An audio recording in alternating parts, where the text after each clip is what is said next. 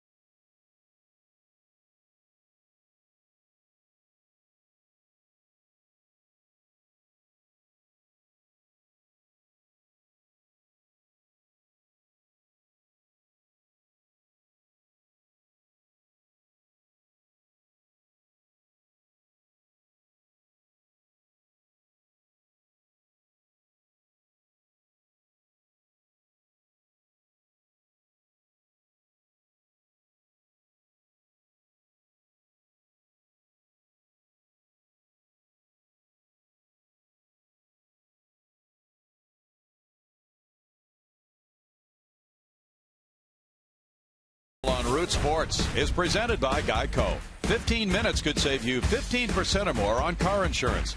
Visit us at geico.com or call 1-800-947-AUTO. And by Southwest Airlines. Book your low fare now at southwest.com. Coming up, hot summer nights. The Astros have seized control of the AL West once again, and Houston is primed and ready for a hot summer of baseball. But Paul Goldschmidt and the D-backs are bringing some desert heat of their own. Whose winning streak will burn the brightest? The game is next.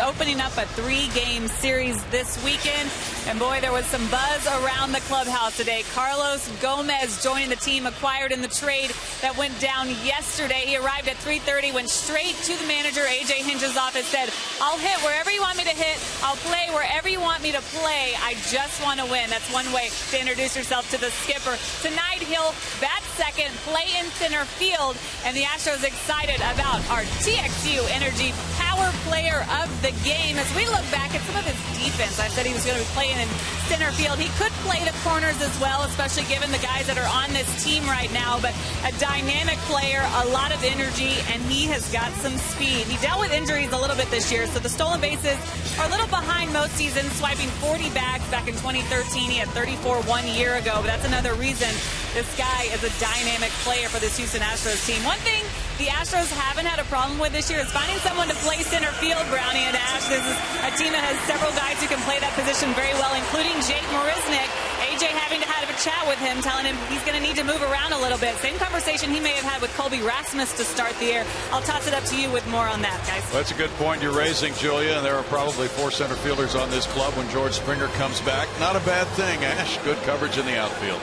It's absolutely true. The more good outfielders, and generally when you're talking center fielders, you're talking good outfielders or beyond that, the better you should be defensively, and I think that's been a big part of why the Astros have been able to pitch so much better this year. That defense overall in the outfield has been among the leaders. Scott Feldman doesn't mind at all having that kind of coverage, although he got a ton of balls on the ground last time out against Kansas City. Had the ground ball 14 times last time out. He pitched in Kansas City, big ballpark, so 10 balls hit in the air didn't harm him. He wasn't throwing a ton of strikes, but when he did, he got outs. It was a very good night, and in fact, maybe the best of the year for Scott Feldman. 12 starts, 4 and 5, 4.5 the ERA. But that start against KC, I think, propped a lot of us up now anticipating what Scott Feldman can do down the stretch. Well, even though the Astros have been generating a lot of attention, the team they are meeting tonight is hot. The Arizona Diamondbacks have won 5 in a row. They're 2 games under 500. They are second in runs scored in the National League, and they've done well in interleague play. They've gone 8-3 against the American League clubs. Here's the starting lineup now for manager Chip Hale. Ender Inciarte is the right fielder and leadoff man. The center fielder is A.J. Pollock. Paul Goldschmidt is one of the very best players in the game, and he's having a terrific season. .347 to lead the National League in batting average. David Peralta is in left field with Wellington Castillo, the catcher. He's been hitting well. 2 home runs off Felix Hernandez a few nights ago. Jake Lamb at third base. Yasmani Tomas, the DH. Chris Owings at second base. Nick Ahmed, the shortstop. Their pitcher will be Ruby De La Rosa, who has been terrific in his last 2 starts. It's a good challenge tonight with this Arizona club having won 7 of the last 10. Inciarte gets it started. Corner infielders in close. Marwin Gonzalez on the grass at first base. And back at his old position, third base, Luis Valbuena, as Inciarte starts the night at a .298 batting average. And he lines to Altuve. It handcuffed him for out number 1. That sounded like there might have been some flesh there for Altuve coming up with that line shot. Wow. Oh, that was anything but the bunt. Well, he seemed to handle it smoothly. I don't know if that was leather or just really tough skin. A.J. Pollock is next. He has the 10th best batting average in the National League, .305 with 11 homers, 45 runs batted in. He's been consistently reaching base, as you see. And looking at ball 1, he can go get him in center field as well. And Pollock has scored 67 runs. That's tied for second in the National League. Infield is shifted around for him. He hits it in the air, and there's Carlos Gomez, the brand new center fielder for the Astros, taking care of out number 2. Bouncing right into it. Let's look at that defense for the Astros tonight. Preston Tucker in left.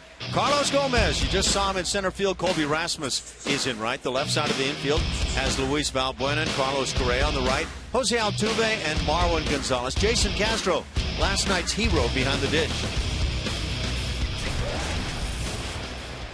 Now Paul Goldschmidt, who grew up in the Woodlands, played for a 5A state championship team in '06, leads the National League in those departments.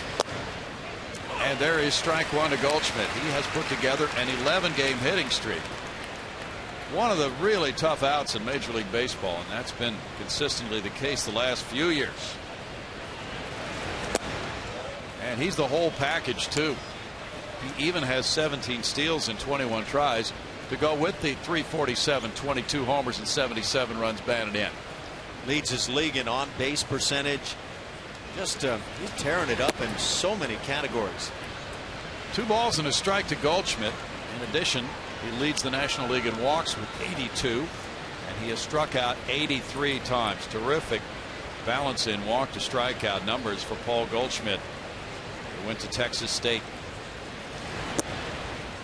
It's 3 balls and a strike to Goldie. He's tied for second in hits with 124 in the National League. Peralta's on deck. Gomez well over into right center field for Goldschmidt. That's lashed toward the left field line, but foul. Full count. I'm glad the folks down there brought their leather.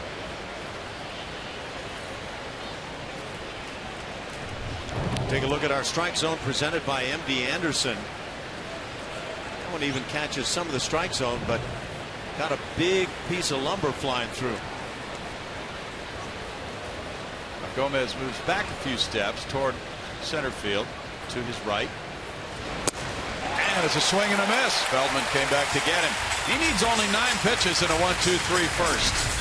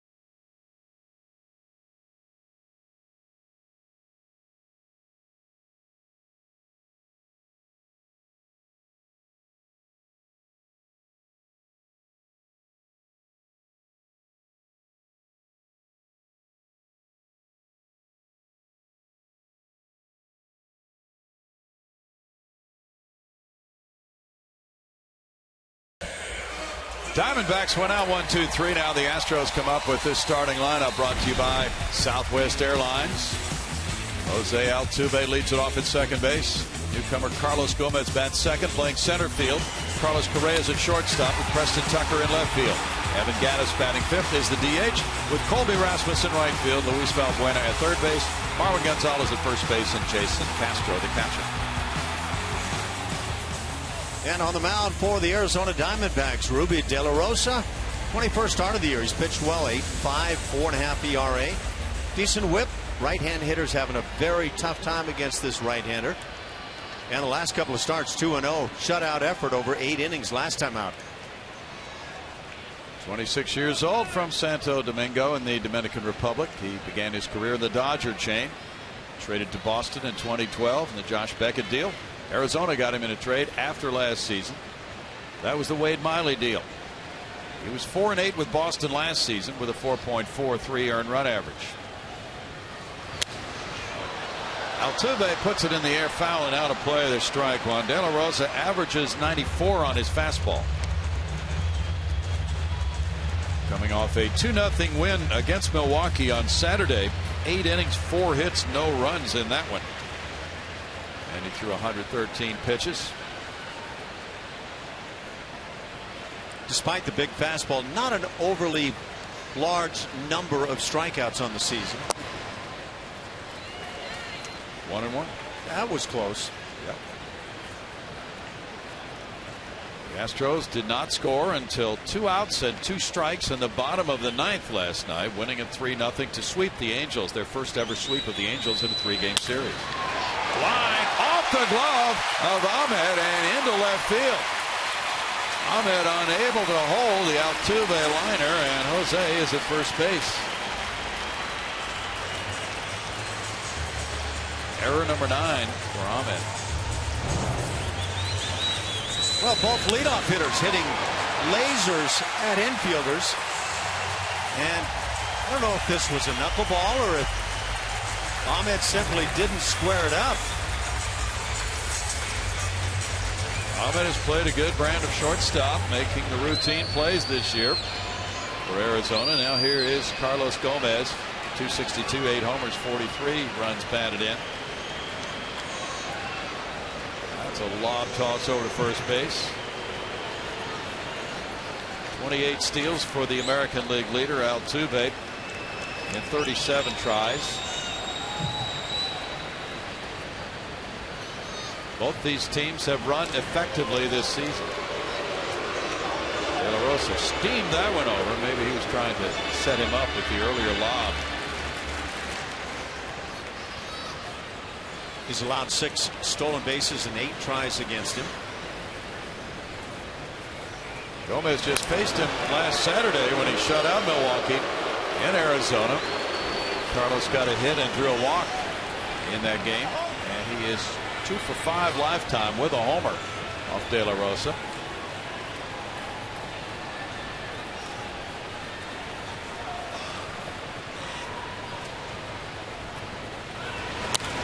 Foul back. Gomez meeting with the media right after arriving today, and he had said in one of the quotes that he wanted to get here as soon as possible because all these games really mean something. Players have the right to take, 72 hours to report after a trade, Ash? Something like that. I believe that's the case, but yeah, you got a chance to come to a first place club. You get there right away and start swinging that stick. That's usually a quick trip. If the trade takes a player the other way from first place to 4th or 5th, we'll say it might take the 72 hours. Arrangements are tough to come by in those circumstances. Travel difficulties.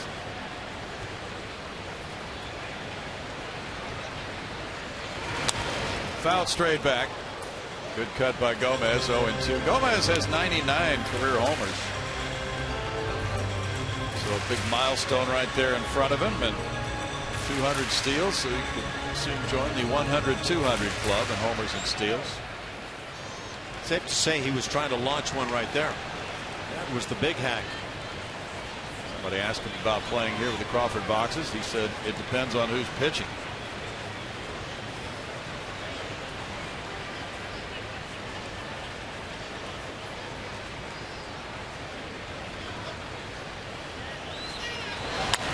Gomez shoots one foul, and Julia reported about that conversation between Carlos and A.J. Hinch. He's willing to hit anywhere in the lineup and play anywhere in the outfield. He is under contract through next year. I was going to say he has not been a hot hitter recently. No. Over the last week, hitting well under 200 and just not tearing the cover off the baseball.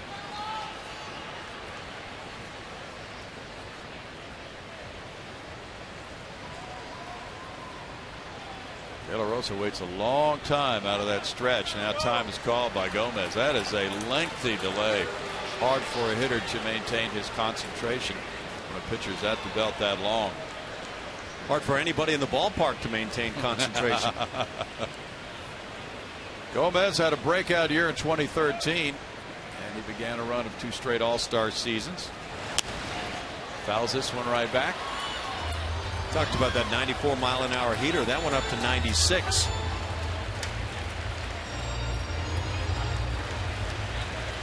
This Arizona club has been a major surprise to a lot of folks so far.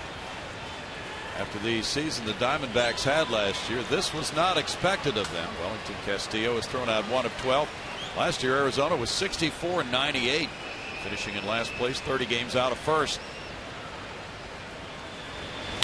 Gomez puts it in the air to left center field. A.J. Pollock comes over. 1 out. Let's take a look at that defense for the Diamondbacks tonight. In the outfield, left to right, David Peralta, A.J. Pollock, and Ender Inciarte. Left side of the infield, Jake Lamb, Nick Ahmed. And the right side featuring Chris Owings and Paul Goldschmidt. Wellington Castillo behind the plate. The Pirates lead in the NL wild card race, 3 ahead of the Giants for the second wild card position. Then it's the Cubs 2 back, Mets 4.5, and the D-backs trail by 6.5. Carlos Correa is on a 4-game hitting streak. There's a throw over to first. Correa starts tonight at .297 with 9 homers, 28 runs batted in, and he's hit .366 since the break. The Astros going 9-3, and he's driven in 9 in their 12 games. De La Rosa really working on Altuve.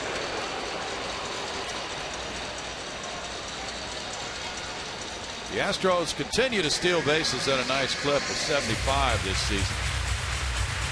Castillo out to talk with De La Rosa. They're leading the American League in steals. De La Rosa seems to be preoccupied with Altuve. I love the approach Dallas Keuchel takes. He just has that quick little slide step to the plate, never worries about base runners. Good Friday night crowd. Dallas is up tomorrow night. Keuchel's corner tomorrow night down the left field line. Correa leans back from it. It's ball 1 to Carlos. Big and bright Friday night. Fireworks after the game. There's Keuchel's corner, where folks will gather to watch Dallas and get that special deal. They get the t-shirt and the beard. 6:10 start tomorrow night. Tucker's on deck. It's 1-1. Keuchel and Colin McHugh, both 12-game winners here at the end of July. And now Mike Fiers will be entering the Astros starting rotation. He will join the club tomorrow. The move that was made was John Singleton being optioned to AAA Fresno today to make room for Gomez. Another move will be needed tomorrow. So with Fiers moving in, and he was traded along with Gomez, a right-handed pitcher, 29 years old, to be a part of this Astros pitching staff. There might be a few pitchers on edge, of course, tonight. Not that it would have to be a pitcher who would be removed from the 25-man roster to make room for Fiers. Runner going. Ground ball goes foul, and Altuve will have to come back with a 1-2 count on Correa.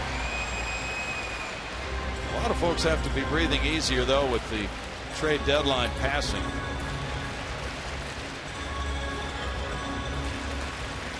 The Astros, according to reports, were trying to obtain a closer today and were unsuccessful in their efforts to pry Craig Kimbrell away from the Padres or Aroldis Chapman away from the Reds. Other teams also were making those attempts.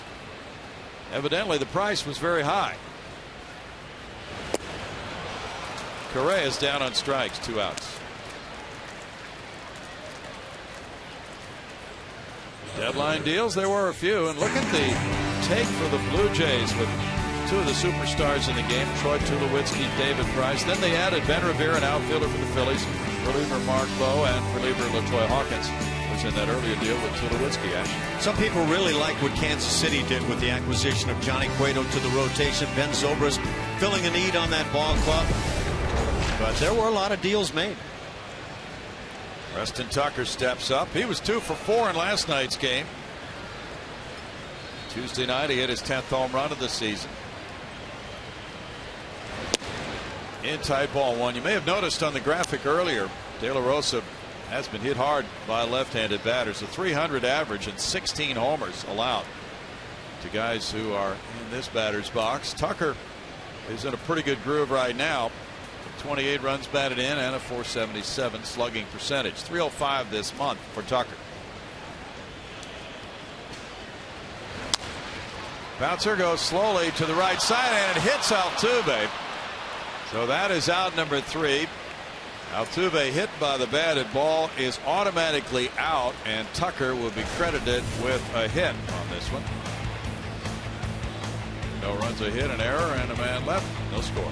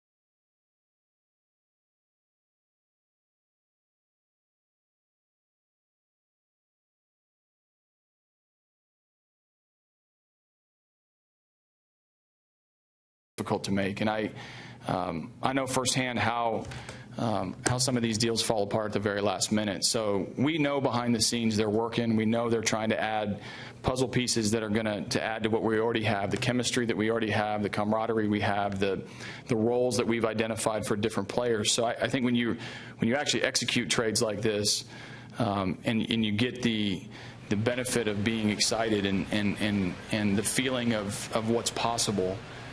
It can do nothing but bring great vibes around an entire organization, from the front office to the players, to the fans, to everybody that's involved with Houston Astros baseball. It's a big step in the right direction. A.J. Hinch with our Geico quote of the day.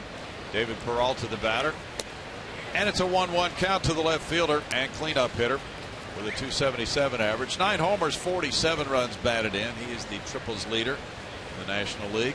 He has 8 3-base hits.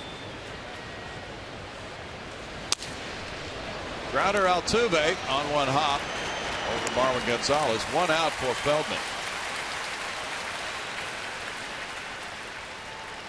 Wellington Castillo will be next. Castillo has really helped the Arizona cause, moving in to do quite a bit of catching lately. Castillo, formerly with the Chicago Cubs, was traded to Seattle in May for Yervis Medina, and then Arizona picked him up in another deal in June of this year. He's from the Dominican Republic. 247, 10 homers, 24 runs batted in for the 28-year-old backstop.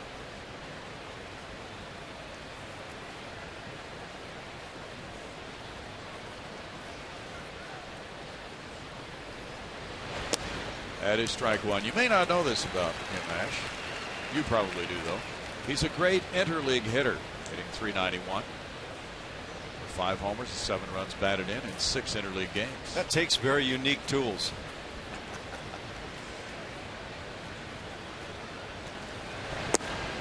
Both these teams have mastered interleague play quite well so far. The Astros 8-1. And they have played the teams in the National League West, and we mentioned the Diamondbacks are 8-3. They've played the American League West.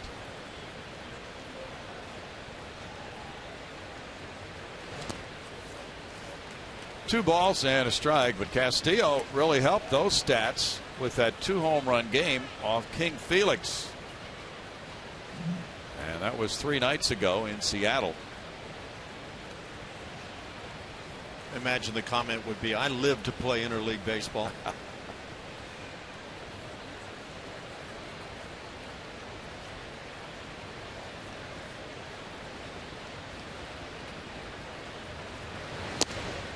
Swing and a miss, takes it to 2-2. The D-backs, for some reason, have been designated the Astros' natural rivals in interleague play. It's not obvious to you, huh? Well, it's proximity, right? It has to be it. So they play each other every year.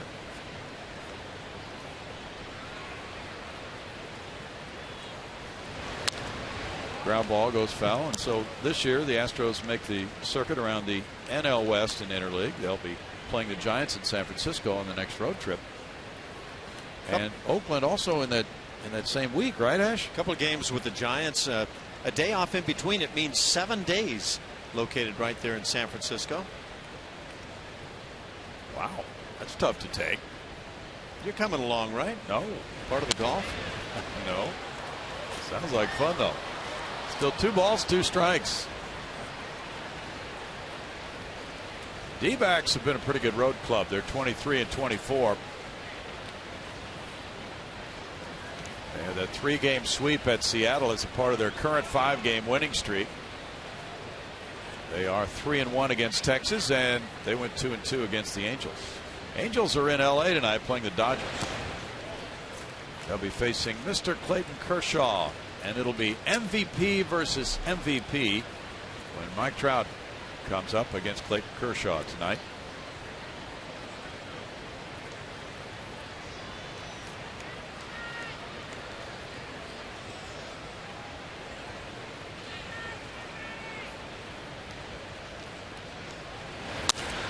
Ground ball, and that's on through into center field.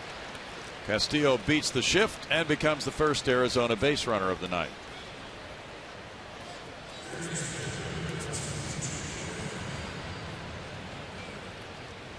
Boosting his interleague average even more. There you go. He's got one of the smallest turns at the bag at first base among all players we've seen. Scott Feldman has not beaten this club. He's 0-1 lifetime against Zona with a 3.86 ERA, 4 starts. Jake Lamb at .278 has a couple of homers. He's driven in 21. And much better on the road at .315. Arizona has a good hitter's park. Astros are playing him to pull on the infield, and there's strike 1. Lamb is from Seattle, and he went to the University of Washington, a 6th-round pick of the Diamondbacks in 2012. Swung under that 87-mile-an-hour heater.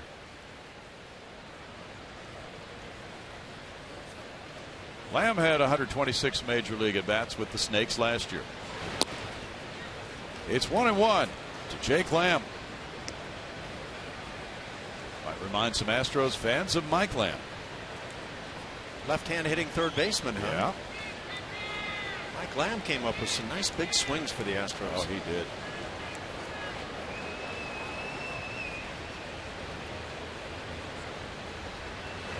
He's a funny guy, a very entertaining guy to be around. Good sense of humor. 2 balls and a strike. Another one of those guys is in the Arizona radio broadcast booth tonight. Familiar to Astros fans, Luis Gonzalez. Good to have Gonzo back in Houston. Gonz might have been in the weight room a lot lately. He's a big fella. He has a son who's headed for TCU now. Yep. Apparently pretty highly sought after as a young baseball player.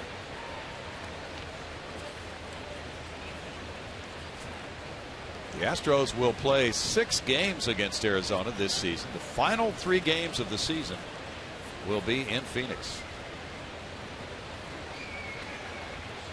59 games to go, and 6 of them against this club. There's a shot. Correa lays out for it, gets up, throws high, and safe at first. Runners at first and second, 1 out. Good throw would have had him, but the throw sailed on Carlos. Yeah, there was no shot to go back to second base, though Altuve was sprinting in that direction. But really, once this play was made, a relatively easy throw that got away. It is ruled an error. The 6th for Correa. It's hard to make that kind of a great play with the glove, and unable to make the play, get an E on the charge. And that gives Arizona an opening with runners at first and second and 1 out for Yasmani Tomas. .299, 6 homers, 37 runs batted in for Tomas, second among rookies in batting average. But that average has been coming down lately for the 24-year-old Havana, Cuba native. He was signed to a 6-year, $68.5 million deal by Arizona. Ball 1. And now our Super Mo, presented by Mattress Firm. Carlos Correa, that was a great effort with the body diving, and then some reason lost control of the baseball. Lamb beating it, and now it's 1-0 to Tomas with Owings on deck.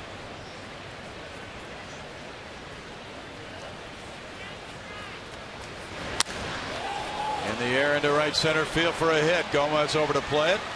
Runner coming home to make it 1-0 Arizona. An RBI single for Tomas, scoring Castillo, and Lamb taking third on the play. RBI number 38 for Yasmani Tomas. Just gets this fastball that runs back toward the heart of the plate, inside outs it toward right center.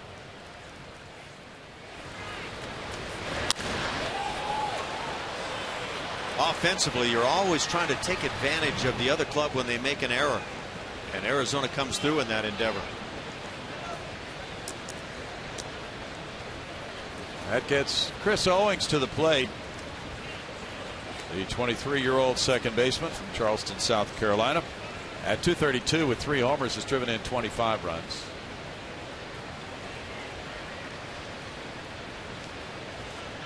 Correa and Altuve move into double play depth, and the curve works for strike 1.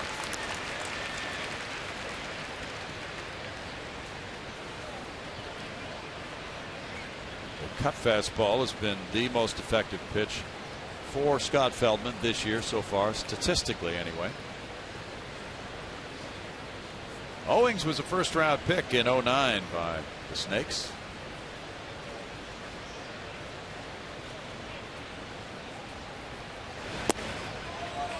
He watches it, and it's 1-1.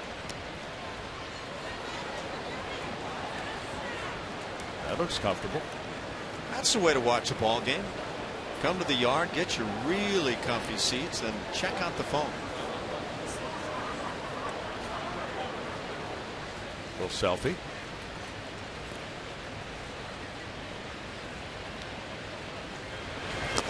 Swing and a miss there, and it's 1-2 for Feldman, shooting for win number 5 of the season.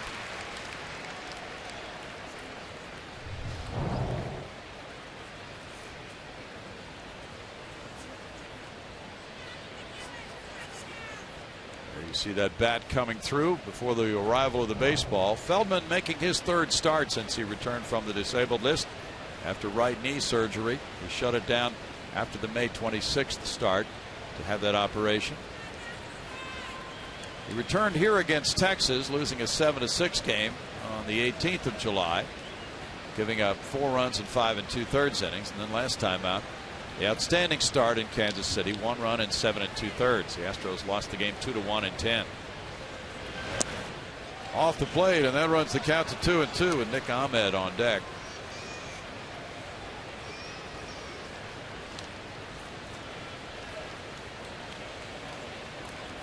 Astros went 3-1 in the 4 games against Arizona last season. They played 2 games in each city.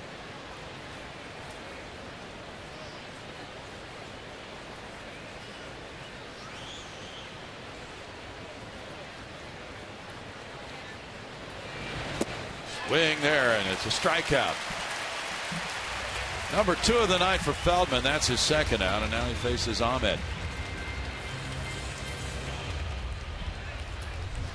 Get out of this frame with just the 1 run scored, and you've done something. Over the top Yacker working well.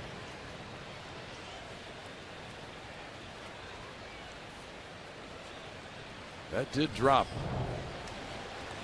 Great angle to see how that curveball does start high and then wind up low.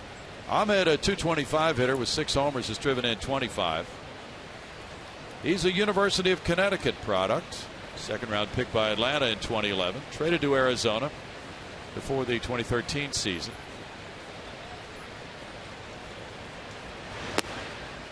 That's strike 1 to Ahmed. Even though he made that error on the line drive hit by Altuve, he and Owings have been known as a steady double play combo this season. This will be the 25th pitch of this inning. Ahmed had 70 major league at-bats with Arizona last season.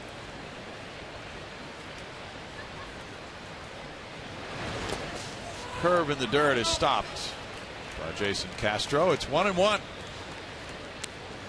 Well, quite a trade season. You saw that graphic earlier with all the deals that have been made. Now the winners are, well, a lot of people feel the Astros are winners, acquiring that man along with Mike Fiers. The earlier trade for Scott Kazmir. People like the Blue Jays take, especially with Price and Tulowitzki, and then the others filling in around them. Swing at a breaking ball. 1-2. What do you think? Who else gained ground with the trades? Well, again, I noticed where a couple of writers really liked what Kansas City did. Johnny Cueto being a guy that should help them a lot. But, I mean, you can see that a lot of clubs went out and made moves. And I think it's kind of like a snowball. I think once you see others start to do it, you feel like you've got to keep pace a little bit. But I feel like what the Astros did was not worry about what others were doing, just simply try to make this club the best they could be. Ahmed takes that one. I think the Mets in getting Yoenis Cespedes probably helped their cause. That should be a fine acquisition for them. They really need the offense. They, of course, reportedly had made the trade for Carlos Gomez, and then they killed the deal because of the physical. But the Astros had no problems.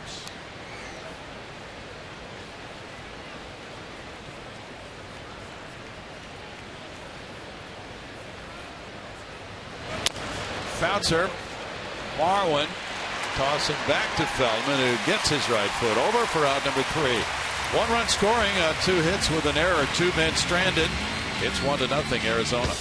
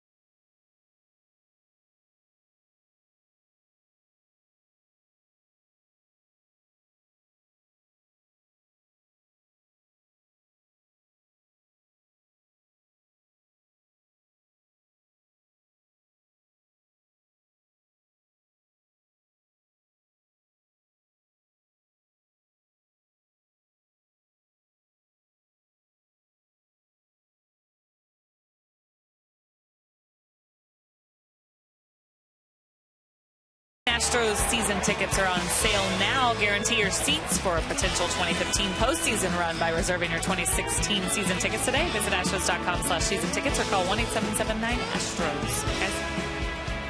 Thank you, Julia. Yeah, a lot of people who are coming out now buying individual game tickets are getting more and more excited, looking to next year, so they'll want to look into that. Evan Gattis, the DH, at 246, has 16 homers. He's driven in 58 runs.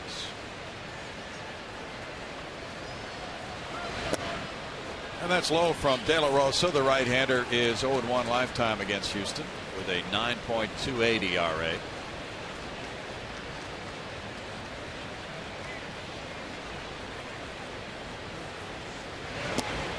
Runs that one inside and falls behind. 2 balls, no strikes in the count.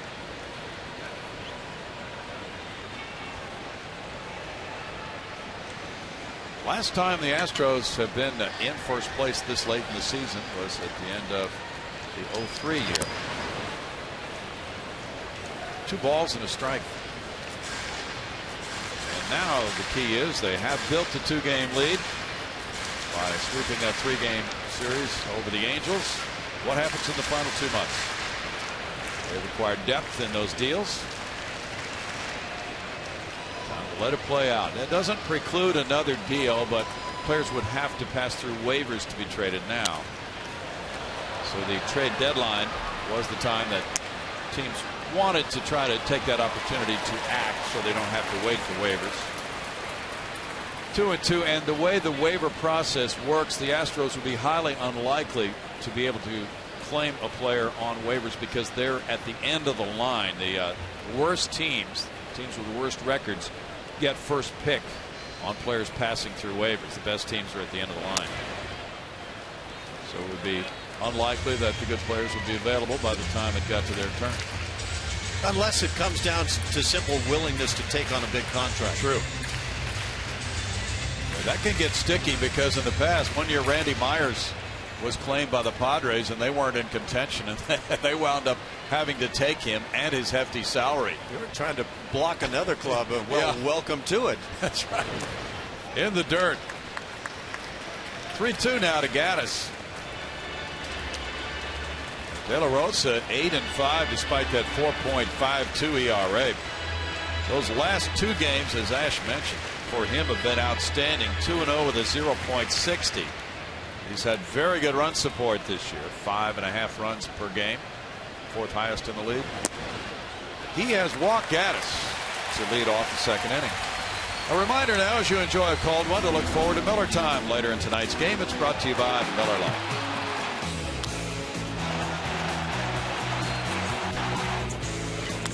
Well, we know the Astros have lived by the long ball a good part this year, and it's been all over this club. You don't have anybody with 20 home runs, and yet the team leads the major leagues. Although it is tightening, this guy is certainly helping. What a down year for Chris. Colby Rasmus has 13 homers, 36 runs batted in. The infield shifts around. He looks at ball 1. Colby, with a .236 batting average, is 2 for 3 with a homer off De La Rosa, who is visited by his catcher, battery mate Castillo. Well, we've been talking about the fact that after the George Springer injury, the way this lineup has played out for A.J. Hinch, it's been a nightly exercise in how to construct a lineup against a given pitcher. Now Carlos Gomez figures to be a 3rd everyday player, along with Jose Altuve and Carlos Correa.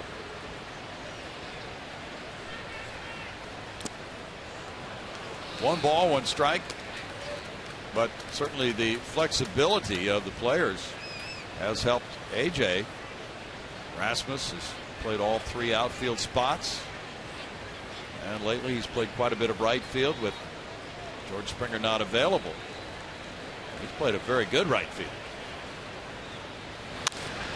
Fly ball, left field. Headed over Peralta along the base of the wall, and he's there. Fires it back into second. Gattis has to get back. Here's the throw. He barely beat it. Nearly a double play. Gattis was close to second base, and Peralta spun and fired the ball in.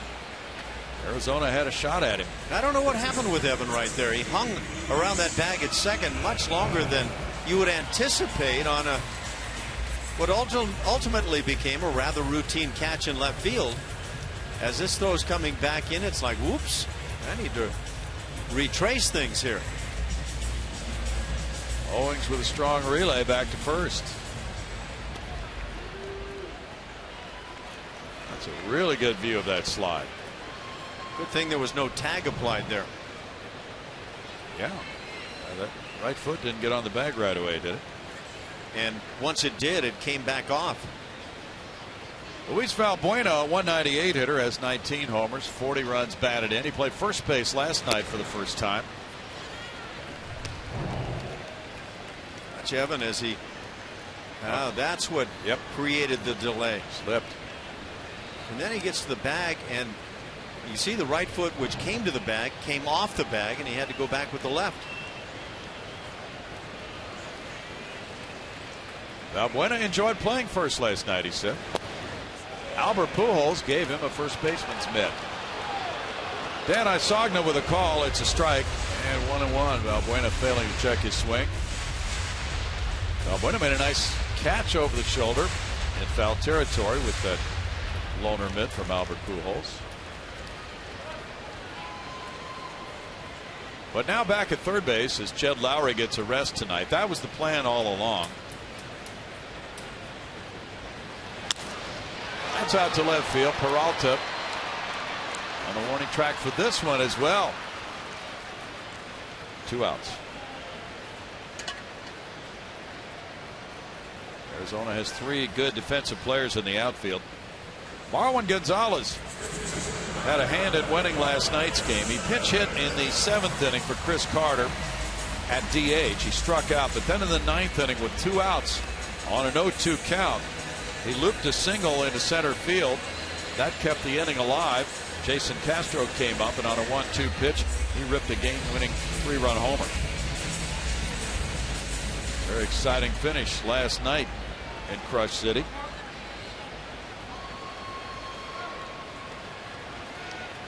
Castro became the 4th Astro with a walk-off homer to snap a 0-0 tie in the regular season.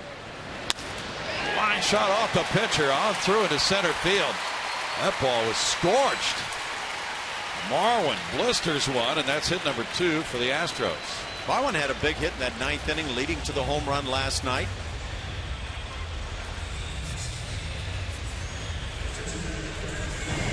Yeah, this is pretty down and away, and this goes down and gets it. Okay, I thought it ricocheted off the pitcher, but it didn't. Made a good story, though. Yeah, I wouldn't want to get in the way of that thing. He lifted it nicely with that swing. And now 2 hits for the Astros in the game. It's Castro batting on a 4-game hitting streak, 216, 8 homers. And those are his numbers through 70 games this season. That was his 2nd walk-off home run of his career last night.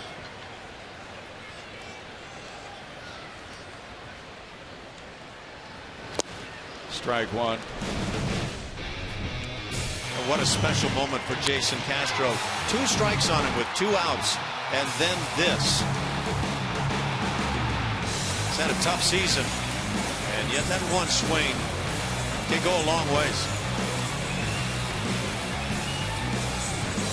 And he got really soggy, too.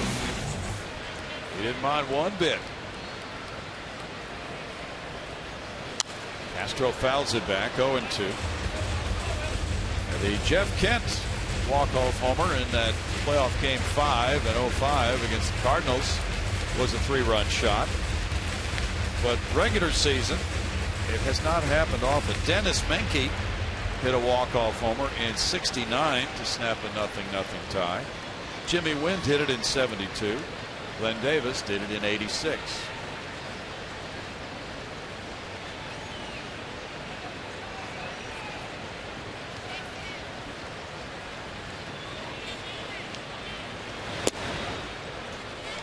It's 1-2 to Castro.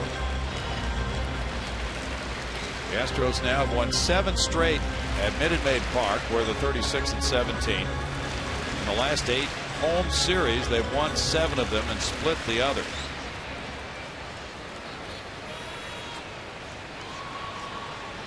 Altuve on deck, hoping to get a chance here in the second inning. Altuve lost an RBI overnight. The official score took one away from him from his 5 RBI game Tuesday. Actually, the Elias Sports Bureau, reviewing the official scorer's work, looked at that 2-run single. Jake Marisnick scored on a rundown involving Altuve between first and second, and ruled that that second run should not have been an RBI. Bouncer to first. Goldschmidt has it. That ends the second with no runs, a hit, 2 men stranded, 1-0 Arizona.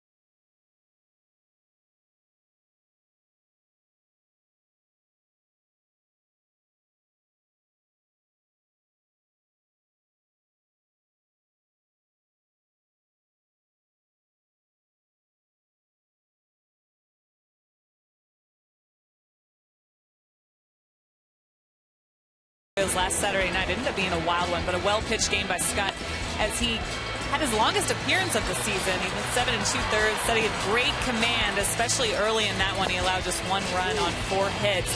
He also told me it was great to have a solid outing. He said he felt like he'd build on that. This, of course, being his second start since being activated off the disabled list. He said it's really tough to miss a couple of months and come back feeling like yourself. So that was a good start for him and a good shot of confidence as he heads into tonight, guys. Thanks, Julia. 1-0 Arizona. Here's inning number 3 for Scott Feldman. It begins with a leadoff man, Ender Inciarte. He lined out to Jose Altuve for the first out of the night. Showing bunt, he takes strike 1. Julia, you know all about these things. Did you get the Twitter question from Ben McDonald? No, what was the Twitter question? How are immediate housing/transportation accommodations handled for traded players? Well, that's a Dan O'Neill question, isn't it? It is. Well, they get a certain allowance, don't they, for housing until they get settled in. I believe they have about a week in a hotel, right? Yeah, something like that. We thought you advised him. No. That's one tough job I want no part of.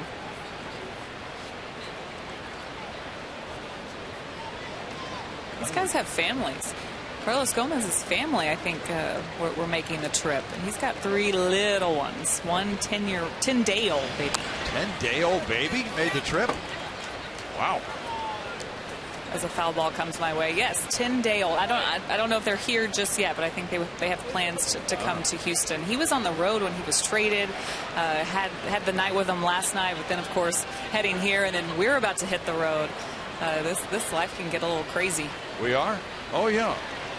Well, we are. Some of us. Well, I'm going. Ground ball back to Feldman. And that's out number 1. That should be a fun time. By the way, Julia, you know this already, that Cole Hamels is due to start tomorrow night in Arlington for the Texas Rangers, meaning he will not be facing the Astros Monday, Tuesday, or Wednesday. That's right. You'll be there with us, right? Yeah, it'll be fun. Great. Cole Hamels or no Cole Hamels, because what we're hearing through the grapevine is that he did not want to pitch roughly half his games at Minute Maid Park. Well, I hope he enjoys pitching under the roof there in Arlington. They say it's nice this time of year. Yeah, it should be. A.J. Pollock hit a fly ball to center. Fouls it back. There's strike one. By the way, thank you for our Twitter correspondents who are informing us that Clayton Kershaw has been scratched from tonight's game. Zach Greinke will take his place. Sore left hip acting up on him again. So that MVP meeting will not happen until we're hearing tomorrow night. Mr. Kershaw will go. No balls, 2 strikes. Well, the Angels moving on, and as they are in interleague play against their crosstown rivals, that will be a most interesting series starting later tonight. Something about diving ERAs causing hips to be a little bit sore.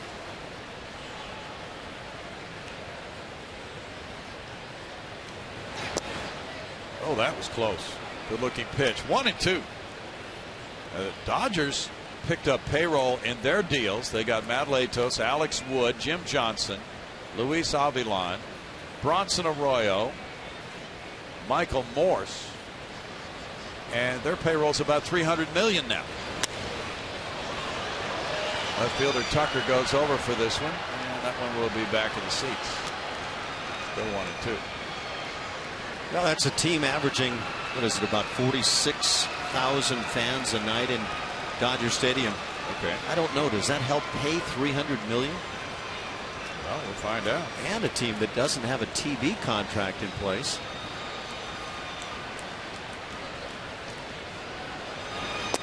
Did you see about the Cardinals' new TV deal? Yes, I did. How about those figures? They evidently are signing a $1 billion TV deal with Fox Sports Midwest. I hope they can squeeze by. The Astros will meet the Dodgers here, by the way, August 21st, 22nd, 23rd in interleague play.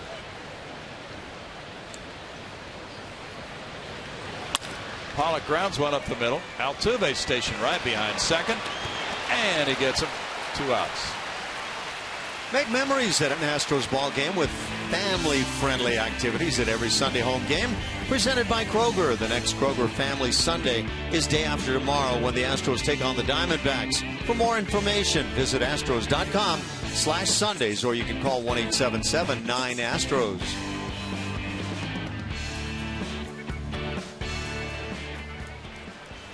Two outs on grounders for Feldman. What do those shirts say?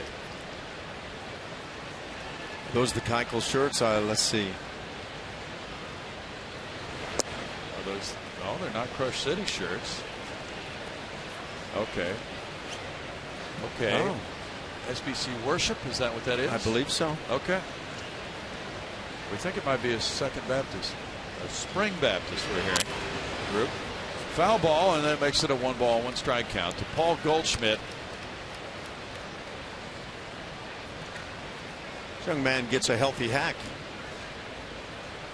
He has a 12-game hitting streak against the Astros to the tune of 341.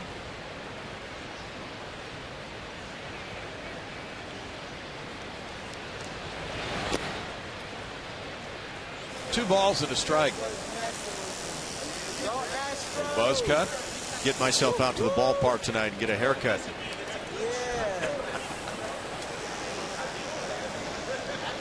Not too much off the top, please. Ground ball, and there's Marlin off his mitt. He will throw and safe at first. He didn't make the clean pickup, and that allowed Goldschmidt to reach. Marlin ranging in front of Jose Altuve to try to make that play. It's a hit for Goldschmidt. That means a 12-game hitting streak for him. Marwin is not afraid to cover a little ground over there. Although you can see Altuve had some room to cover as well to get to that ball. Yeah, if Marwin comes up with this cleanly, got a no doubt routine play. He's an aggressive player. Well, the ball bounced up on him. Yep. Hit the heel of his mitt. Goldschmidt just beat it. He's aboard with hit number 3 for the D-backs, and that means David Peralta bats. Peralta grounded out to Altuve. David was a pitcher in the Cardinal organization. There's ball 1. We saw that arm from left field, but he had multiple shoulder surgeries, and then he wound up signing with an independent team, the Rio Grande White Wings, in 2011 as an outfielder. No kidding. I managed that team a couple of years. Oh, that was the one you meant. Yep. Okay. Where is that team located exactly? Well, it's down in the Rio Grande Valley. At that time, it was in Harlingen. I think they may have, at the time you're referring to, moved it over to McAllen. Okay. What's this all about, Ash? It's just looking there. You want some sharp-looking men. That's what this is about.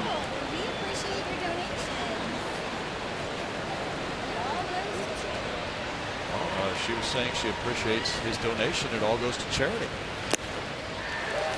1-2.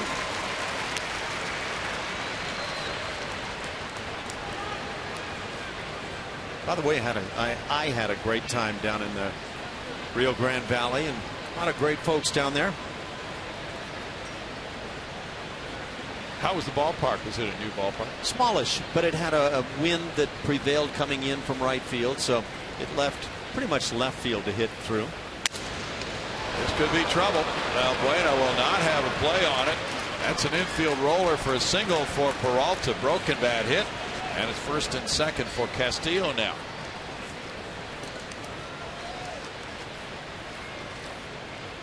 The kitchen was nearly fully invaded with that pitch, and yet the base hit results.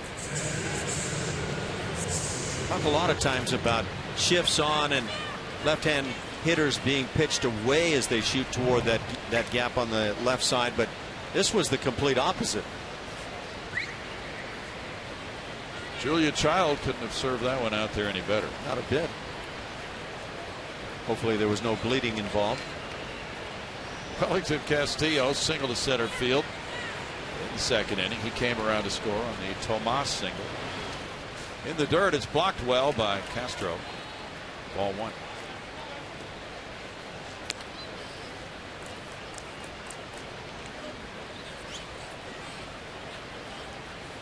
Brad Ausmus and the Tigers said goodbye to some major talent in those trades.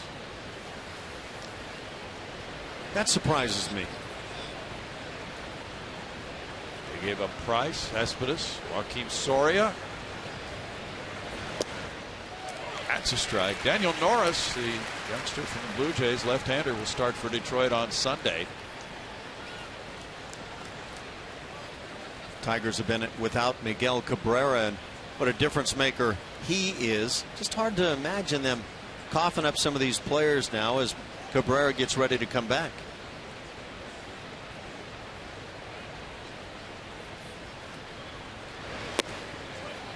It's 2 balls and 1 strike.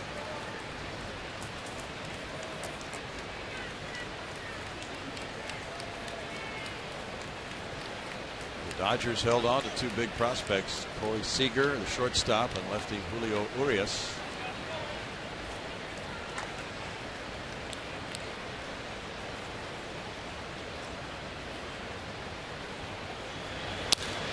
Fly ball goes out to right field for Rasmus.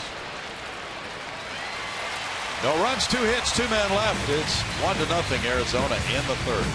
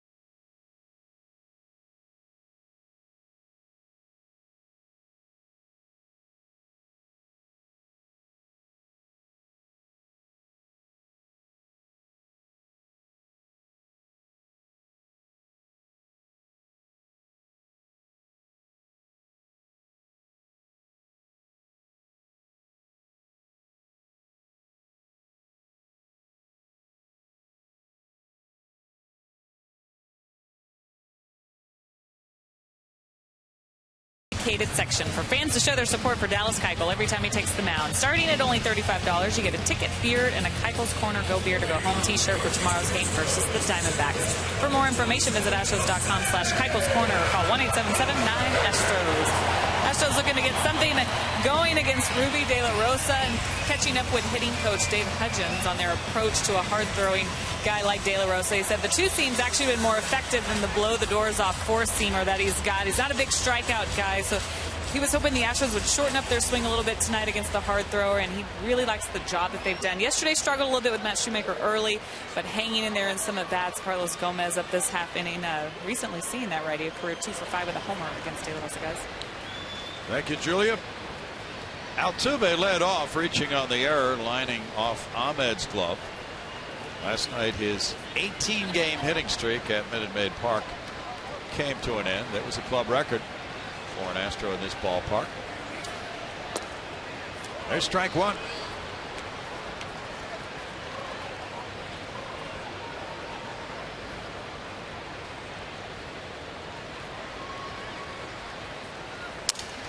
Ground ball third, blocked by Lamb, and Lamb gets it. Now our Jack in the Box takes us inside the box score element, and we look at Carlos Gomez. Since 2013, hot and cold zones. You can see he's been quite effective.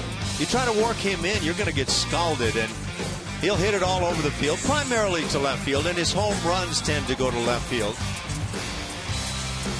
But a very dangerous hitter, and that's why the Astros went out and brought this guy in. First time up, he hit a fly ball to center.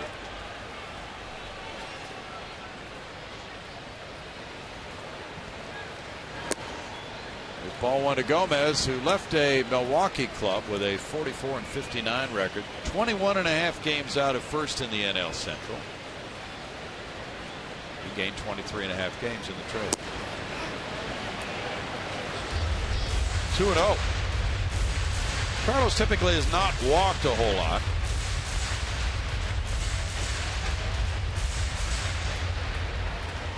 Those 2013-2014 seasons for him were excellent.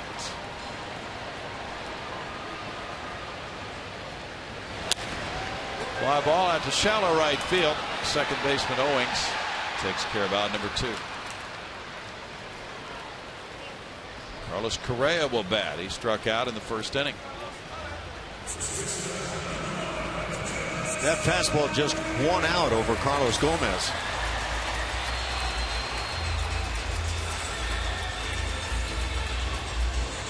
Well, the Astros as a team are hitting .214 against 93 mile per hour or higher fastballs. That is last in the majors.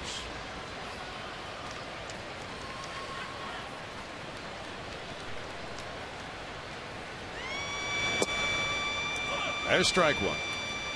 Generally speaking, that would be due to, we talk about the home runs, leading the majors with 141. With home runs typically come longer swings. And that leaves a hitter more susceptible to strikeouts. There are all kinds of exceptions to that, of course. 0-2.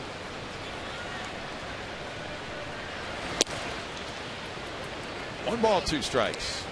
But the Astros have done very well in scoring runs this season, ranking 3rd in the American League.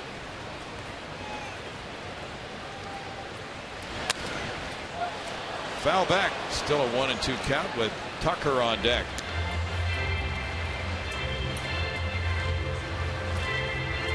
You know, Carlos Correa to me is a guy that has great power despite not taking what appear to be overly hard swings. And yet we've also heard that the ball speed coming off the bat is among the leaders in baseball. He does a lot of things very well. He never gives me that impression he's trying to swing for the fences. True. With the Astros going 9-3 since the All-Star break, they have an .839 team OPS. Off the plate, ball 3. Correa's been a big part of that. He's hit .366, as you might have noticed earlier, since the break. He'll get a 3-2 pitch here from De La Rosa. A.J. Hinch got his first managerial opportunity with Arizona. Ground and foul. And things didn't go that well, and A.J. acknowledges that he didn't feel like he did the best of jobs, but he learned a lot, and it is so evident. Impressive guy to be around. One of his coaches was Chip Hale, the current Arizona manager.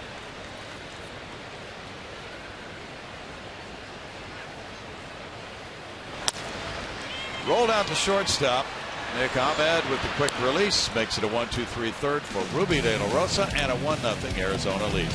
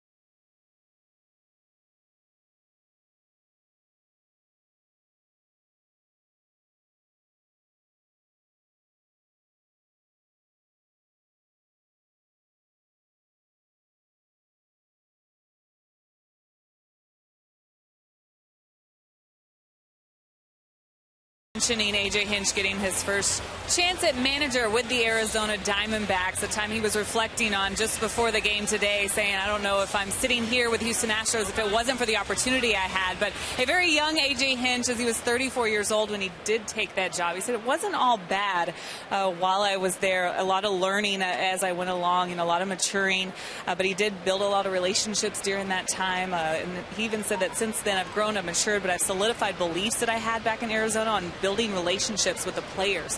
34 years old to now 41 years old. He has come a long way, but he feels good about what he's accomplished over those years, guys. Thanks, Julia. There is strike one call to Jake Lamb. He reached on an error by Carlos Correa.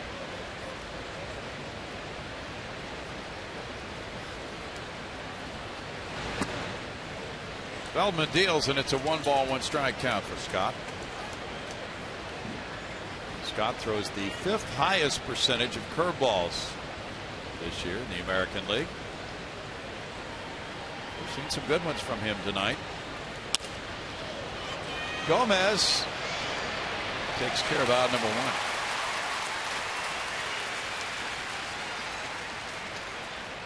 There's no mistaking that Gomez can go get the baseball.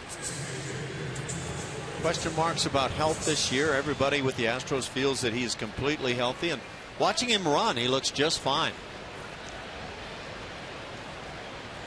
Yasmani Tomas has driven in the only run in this game with a single to center field back in the 2nd inning. The Astros ERA since July 19th is 2.41. That's the 3rd best in the majors. The Diamondbacks have the 2nd best ERA in that time in the majors. Strike to Tomas on the big curveball.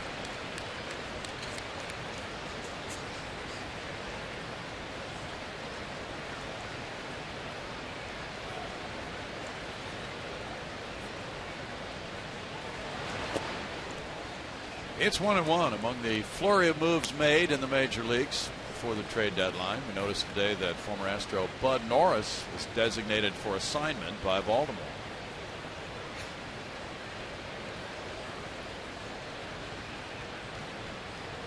Bud's ERA was over 7. It's 2-1.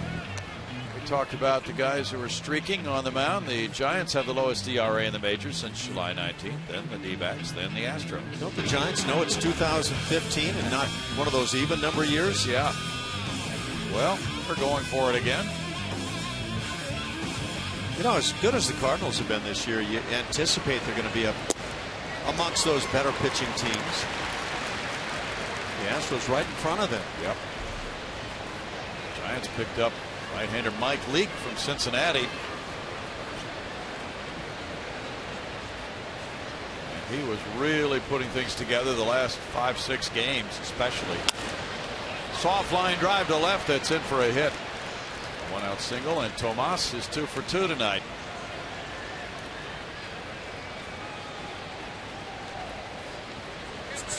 Off speed, that curveball we've talked about, and right off the end of the bat, but on a line, that means it's going to dunk in front.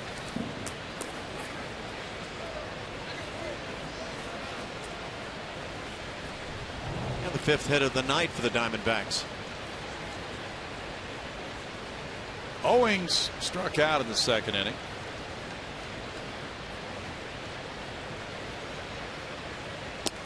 There's strike 1. The Astros put out a statement earlier prior to this evening's game. Medical personnel transported the fan from Minute Maid Park to the hospital.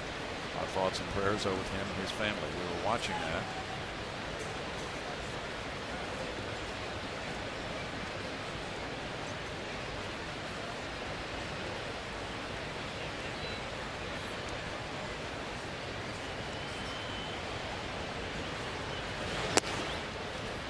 It's 1-1. Our producer Carl Patterson was notifying us that Kansas City Royals last year, through 100 games, had a record of 49-51. Ash went on to the World Series. So there are points during the season where you think you know what a club's going to do, but it's not always the case. Castro throws, not in time. Tomas moving on that wild pitch. Nice effort by Jason. In fact, there were fans in Kansas City upset about the fact that Kansas City didn't trade off some of their talent. Quickly on the ball, Jason Castro. He's thrown extremely well this year. And that one's close. See what we can see here. It was. 1-2 to Owings now. That was the 8th wild pitch of the year for Feldman. And that one's off the chest. 2-2. Take another peek at that throw from Castro down to second base. And you can see that Tomas does beat it. That throw gets itself over the bag, and I think the out would be applied there with the tag by Jose Altuve.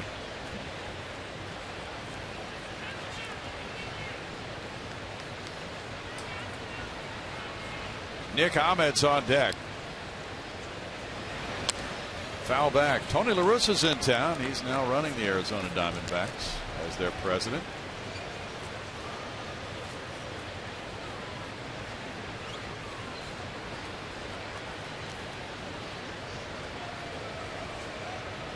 Dave Stewart has become the general manager. They seem to have done a good job of putting these players in a nice position for quantum leap in wins this year. 3 balls, 2 strikes. A lot of work by Jason Castro trying to keep balls in front here as Scott Feldman is simply yanking a number of pitches. There is talk, although nothing has been made public, of the Astros and how they're going to handle this situation with the starting rotation. With Mike Fiers joining the club, they may briefly go with a 6-man rotation.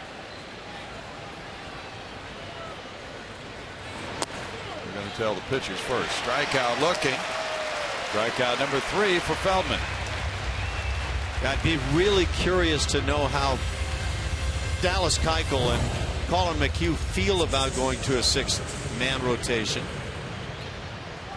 Ball clearly within the frame there of the strike zone. 2 outs now, and Nick Ahmed, who grounded out, is the batter. Johnny Cueto has made his debut for the Kansas City Royals tonight. He went 6 innings and left the game with the lead. It's currently 6-5 Kansas City at Toronto in the bottom of the 7th.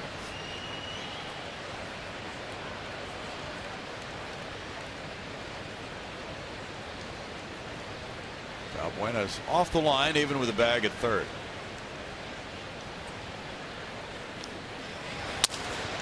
Broken bat grounder. Marwin tosses to Feldman, and that ends the top of the 4th with no runs a hit and a man left. 1-0 Arizona.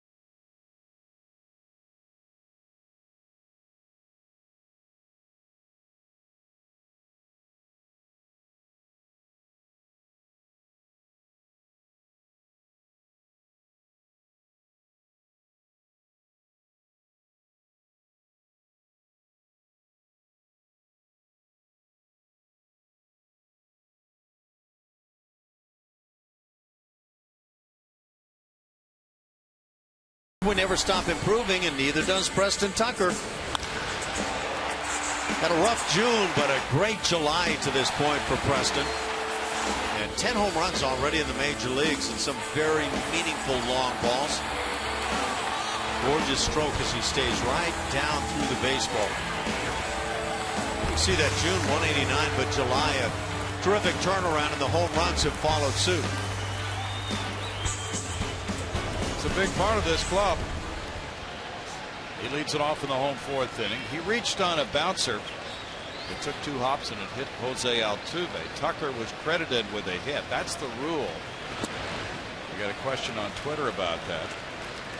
The ball is dead. The runner is out. But the official scoring rule is the batter is credited with a hit. Yeah, as the hitter, it's a big thank you to your buddy on the bases. 2-0. Thank you, pal, for letting that ground ball hit you so I could get a hit on what would have been a routine out. De La Rosa can really crank it up there. Yes, he just let that one fly. Preferably not around the head area, though.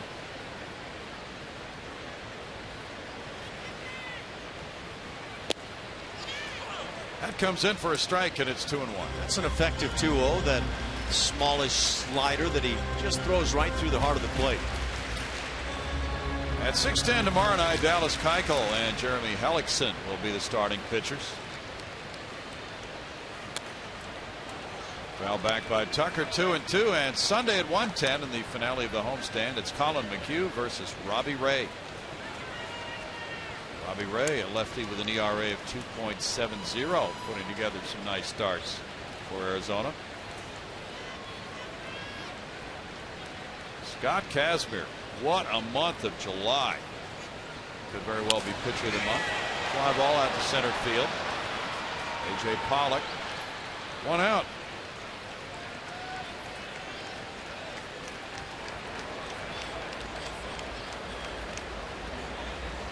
Julia is tweeting.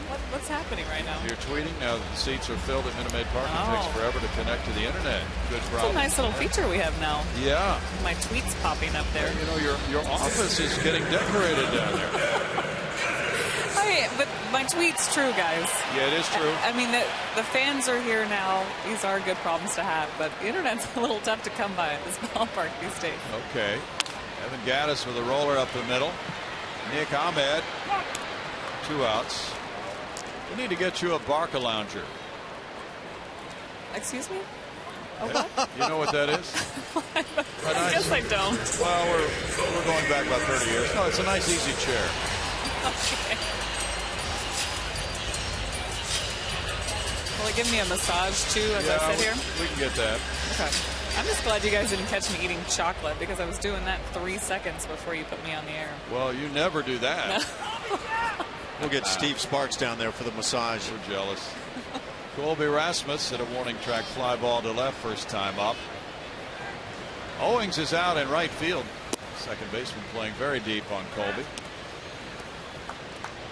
And it's ball 1. How's that for some depth for a second baseman?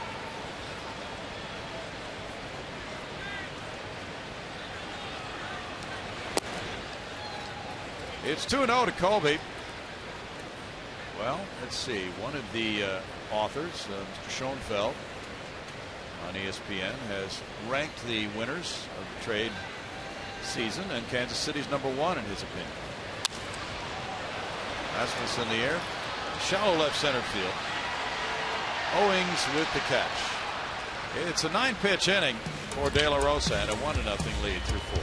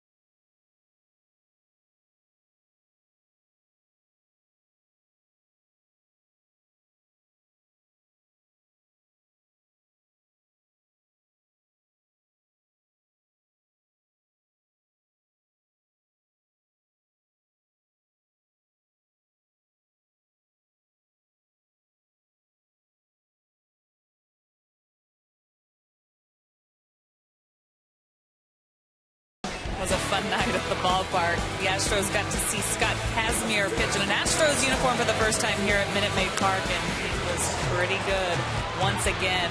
That's another 7+ shutout innings for him, his first 2 games. And Kazmir had a lot of friends and family here. Of course, he's a Cy Falls product. I saw a lot of green and gold Cy Falls t-shirts everywhere. And after the game, Kazmir talked a lot about just how special it was to pitch in this ballpark. He grew up an Astros fan. And the energy in this ballpark and the ovation that he got as he came off right there, tipping his cap to the fans, a very special moment for him. It's definitely good to see for his teammates as they watch him have success already in his first 2 starts, guys. Well, Julia, Spud Chandler had a 0.24 July ERA, 1941. Frank Allen with Boston in 1916, 0.25. Scott Kazmir is next, 0.26. Is that good? That's really good. It's incredible. Julia was a big Spud Chandler fan. Oh, Yeah. Enderine Ciarte 0 for 2. Here's ball 1. The Cy Falls Golden Eagles, I believe, Julia. With all that green and gold. One of the excellent Houston programs. Cy Ranch won the state championship, I believe, this year. I think you're right.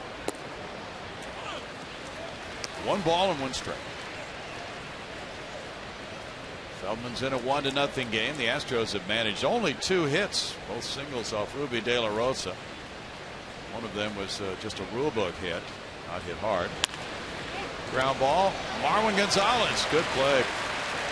He's one of 18 first basemen on the Houston Astros. That's out number 1. There's a real crowd at first base these days. The way he continues to swing the bat, he's played really good defense. Generally not a first baseman, but a guy that can move all over the place, and he's just hard to keep out of the lineup. Extremely valuable. He gets Inciarte. Keeps some speed off base. A.J. Pollock is 0 for 2. Altuve's going over on the third base side of second. In the air, foul. Valbuena angling for it. Correa cuts over, but it's out of play. Royals 6, Blue Jays 6, top of the 8th in Toronto. Good battle tonight. Cueto gave up 3 earned runs in 6 innings. Drew Hutchison went 5. He gave up 4 earned runs. Scott Feldman has thrown 14 of 20 first pitch strikes. We don't know when David Price will start for Toronto. In for a strike, and it's 0-2. Are you surprised the Yankees really didn't do much? A bit, but they've been playing so well, and they're running away in their division. 6 games in front of both Baltimore and Toronto. Maybe they feel they've got enough in terms of the horses. Well, one thing they didn't want to do was part with 3 particular prospects of theirs. There was a shot foul. We were hearing that when they were here. They just stuck with that plan. I don't think any of us guessed that Alex Rodriguez was going to have the kind of year he's having. Carlos Beltran has actually bumped his batting average up over 260, so he's revitalizing. Sure thought they'd get a starting pitcher, though. The Yankees typically, when they have been in the lead and trade deadline comes, have acquired a player or 2, and a pretty big piece. Yankees roughed up Carlos Rodon today. What's his ERA now? Well, with a 6 earnings allowed in 3 innings against the Yankees this evening, 4.61 is the ERA. There's a shot and a pick. Valbuena. Really good. 2 outs. He settles into the baseball very nicely. He'll drop his eyes, drop down to his knees. Watch him on the backhand side here. Settles down in there, and he's got the footwork and certainly the arm strength to get it done after that.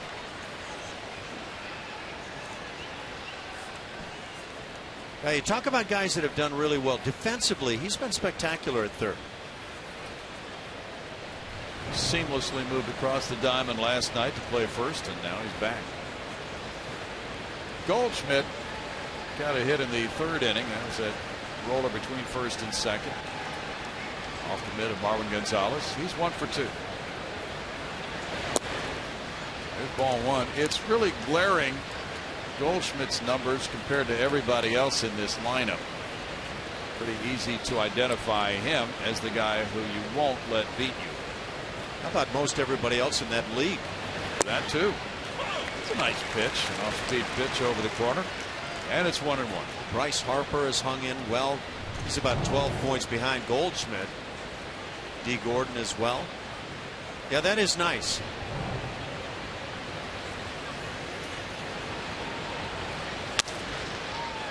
Altuve goes to Gonzalez. It's a 1-2-3 fifth. It's 1-0 Arizona.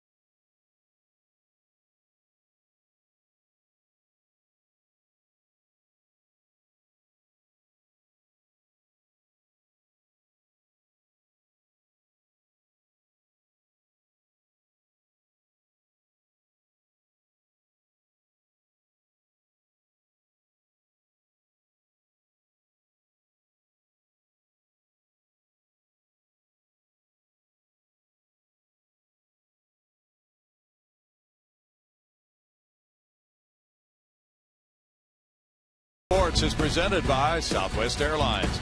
Book your low fare now at southwest.com. And by Jack in the Box. For a limited time, try the new Portobello Mushroom Buttery Jack with melted garlic, herb, butter. Welcome back on Root Sports. It's the Diamondbacks 1, the Astros 0. Heading to the bottom of the 5th inning. 5 hits for Arizona, all singles. 2 hits for Houston, both of them singles. Valbuena gets it going in the home 5th inning. He hit a fly ball to left in the 2nd. He made that burger sound kind of luscious right now.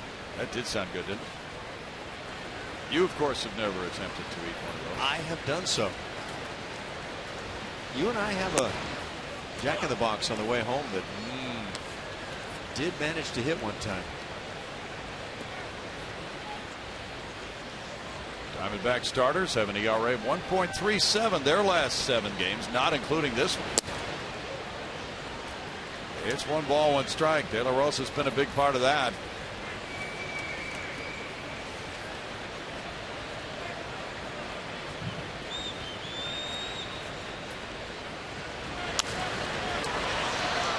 Buena fought that one off. The count goes to 1-2 on the Roots. Orioles lead the Tigers 8-6. They're in the top of the 7th inning at Baltimore. Wei-Yin Chen gave up 10 hits and 6 earned runs in 3 1/3 innings. Buck Farmer starting for Detroit. Get used to some new names in their rotation. He was with them last year. 2-2. Manny Machado hit his 22nd home run of the year. J.D. Martinez, number 28. Foul back. Yeah, he's among the leaders now on that Detroit Tigers Major League Club. Going to have Miguel Cabrera looking up to him pretty soon. When's Miguel due back from his injury? Actually, I don't know the answer on that. It seems like he's been out for a month or more. 3-2. Phillies are bashing the Braves 9-1. They're at the end of 7 in Philadelphia. Feels to me like the rudder has come off in Detroit, though. And I'm not talking about the field manager at all, Brad Ausmus, but I'm not sure they know what direction they're going. Jam shot over the shortstop, or is it off his glove? Ahmed almost made the grab, but it's a single for Valbuena. Good attempt. He was twisted and trying to look back. Got a glove on it, couldn't hold it. Valbuena has hit a number of balls hard right at people for outs. Very frustrating, and so he finally gets one in his column here.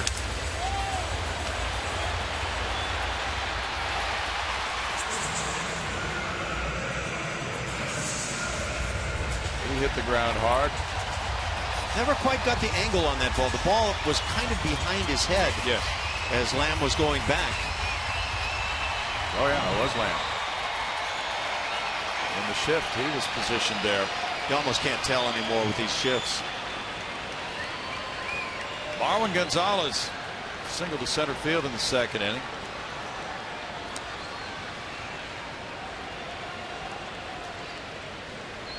Jason Castro's on deck, and the throw goes to first. De La Rosa throws about 94 over first base. With the 2-seamer, when he goes 4-seamer, he'll put the number over that. There's no day at the beach for a first sacker.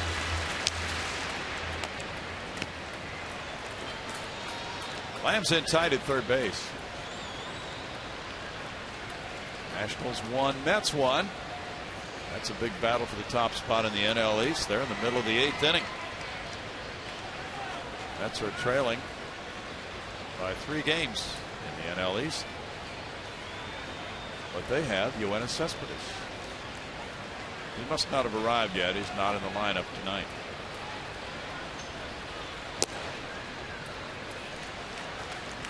There's ball 1. Boy, that was a bizarre unfolding story of the trade that didn't happen, with Wilmer Flores crying on the field because he thought he had been traded, and then he found out he wasn't traded. Crying sometimes pays off in baseball. Matt Harvey went 7 2/3, giving up 1 earned run. Gio Gonzalez was gone after 4 2/3 for Washington. bunting. He puts it down, and it's a fair ball. Here's De La Rosa. Not in time. It's a bunt single for Mr. Gonzalez. Oh, he disguised that well. Baldwin really put down a beauty. Yeah, disguise and then a perfect bunt. Just continues to do things well for the Astros. We'll take a look at where he lays this down. Takes a great effort here by De La Rosa to make this close.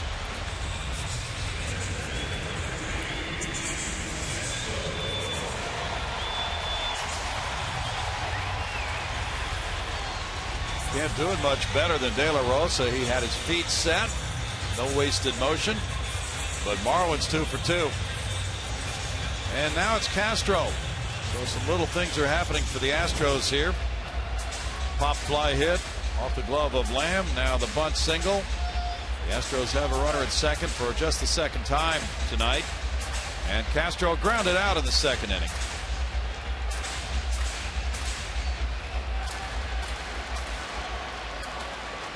Even though so much has been made of the Astros strikeouts this season, they have at times been resourceful in constructing innings by making contact and drawing walks. The Astros have 14 sacrifice bunts this year. That has to rank down near the bottom, right? In the dirt, and it is not allowing the runners to advance because it didn't get that far away from Castillo, and he scrambled for it. That's a tough read for Valbuena at second. And he would have been out had he tried to go to third, unless somebody really messed up. When you're talking sacrifice bunts in the American League, the Texas Rangers have laid down more than anybody else, 28. Oakland has 9. They're at the bottom. Detroit and Houston right above them. 9, huh? Yeah, American League teams are not known to sack bunt very often. And Billy Beane does not believe in the bunting game.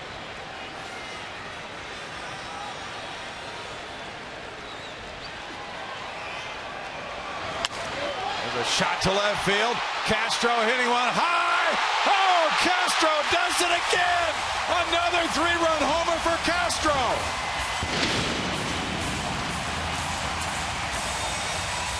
2 3-run homers and 3 at-bats for Jason Castro. You know, we made that comment last night about Jason Castro. How much can that one swing lift him? Well, apparently it's had some impact. And he's having an impact on the results for Houston. Home run number 9. This is actually the one we're a little more accustomed to with Jason Castro. Good power going the other way.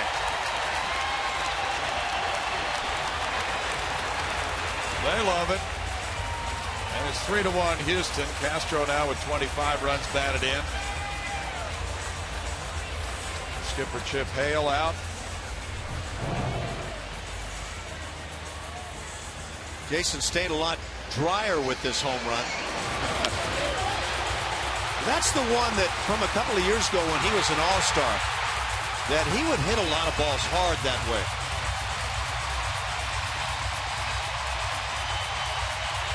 There's a gorgeous flight for Astros fans. That ball reaching the Crawford boxes. Jose Altuve looks at ball 1. Altuve with 48 runs batted in this season, the second among Major League second basemen. Ryan Dozier of the Twins has 56 to lead. That floats high, and it's 2-0. A dork, a bunt, and the big fly here in the inning. That's the way you put one together. 23 bombs allowed by De La Rosa, third most in the National League. Yeah, solo shot, not such a problem. A 3-run homer. And look back at the inning, as you pointed out. Valbuena pop fly single off the glove of Lamb. Gonzalez a bunt. The Astros did set it up for the 3-run homer by making contact. This grounder goes foul, 2-2. They now have hit 142 long balls to lead the majors. They've hit 84 of them at home. And how many were sitting around saying, I want to see the bunt here?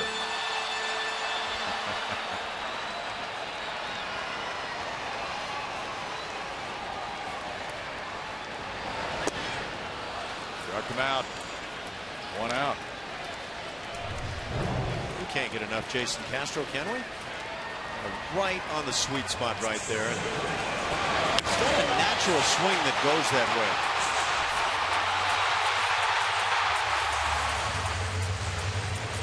Carlos Gomez greets Castro. It's 3-1 Houston, and now Gomez is in the box. 0 for 2 tonight. There's ball one. When Gomez came to the big leagues, a lot of people thought he was a hot dog.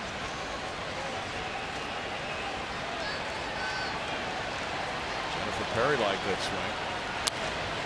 Foul back, 1 ball, 1 strike, but from what so many people have told us, if he's your teammate, you love him. He is a very good teammate. He plays the game with a flair, and that does irritate his opponents sometimes.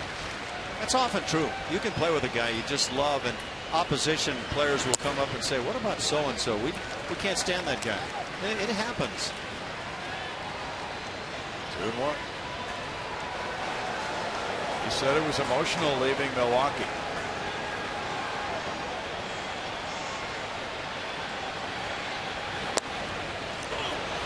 2 balls, 2 strikes. Brian Anderson does the TV games for the Brewers. He sent a text that Carlos was one of his favorite guys there in Milwaukee.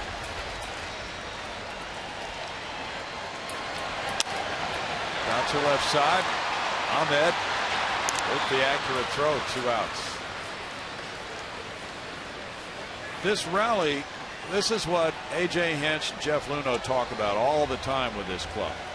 It came from the 7, 8, 9 spots in the order.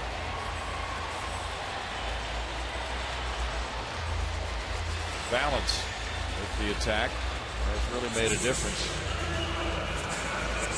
Correa, he was 0 for 2, a strikeout and a ground out. Red Sox lead the Rays 6-5. They're in the top of the 8th at Fenway. Ball 1 to Correa. Mike Napoli hit his 13th home run for Boston.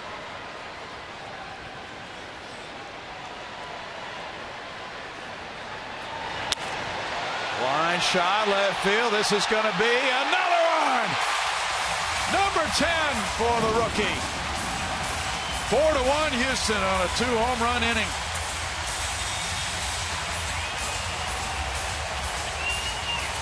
That's a 5-game hitting streak for Correa. That's the way we do it in Houston, right there. Why are the Astros as good as they've been? Check it out. Long balls have been a big part of it. Much improved bullpen, and a lot of fun that these guys have together. He's the only shortstop in Major League history in the last century to have 9 homers in his first 44 games. Now he hits number 10. And 4-1 Astros with Tucker batting. He's 1 for 2. This ballpark has been buzzing. Pretty much right through there, down near the knees, but another one of those guys that drops the barrel well below the hands. And big time payoff.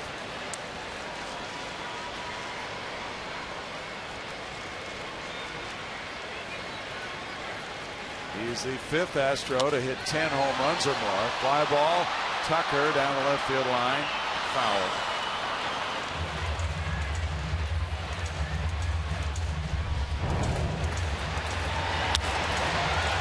So pretty to see. We've already seen it 10 times in this brief career. And keep in mind, this guy's a shortstop.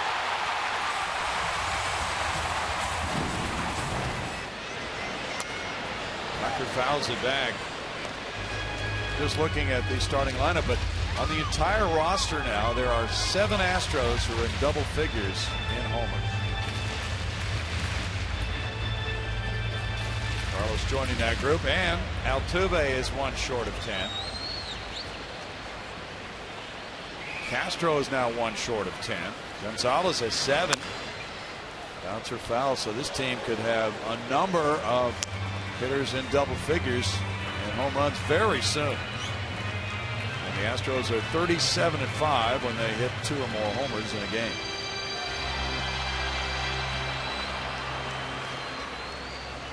Gaddis on deck.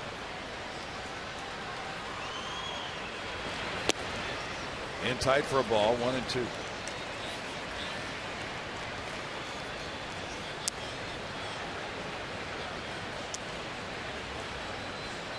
Not only does he eat well, but he has a routine before games, and he sticks to it.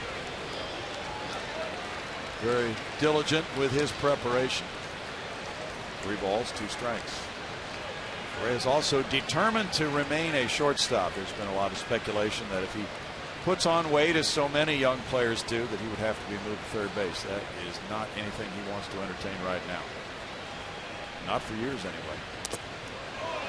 Foul ball keeps Tucker alive. Well, I think the concern is a fair one because he's a big guy. And he's probably already at that limit to where you can see a guy possibly pull off shortstop at his size, but hopefully he stays as light as he is now throughout the remainder of his career.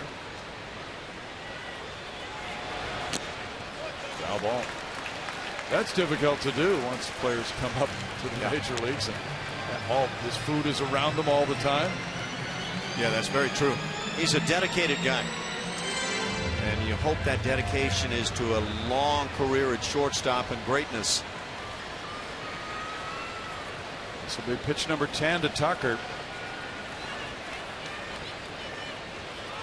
Everybody warming up currently for Arizona. He drives that one on the ground into right center field. Great at bat for Tucker, and he's 2 for 3 in this game. Kid can sting it. I love seeing his name in there in left field today coming to the ballpark. And against right-hand pitching, if he continues to swing the bat like that, he'll be right in that lineup daily. An unusual locking of that front leg as he kind of pushes back to the backside at times. He does, but that is a pretty swing. Watch the bat path, and that's what has impressed so many of us. He certainly does hit against that stiff front side, but the leg almost looks hyperextended there. You're right. Number 8 hitter in the inning is Gaddis. Evan has drawn a walk, and he's grounded out. That's a swing, and it's strike 1. Pirates 5, Reds 4, middle of the 9th inning at Cincinnati. Aroldis Chapman did not move. And the speculation is the Reds simply priced him too high.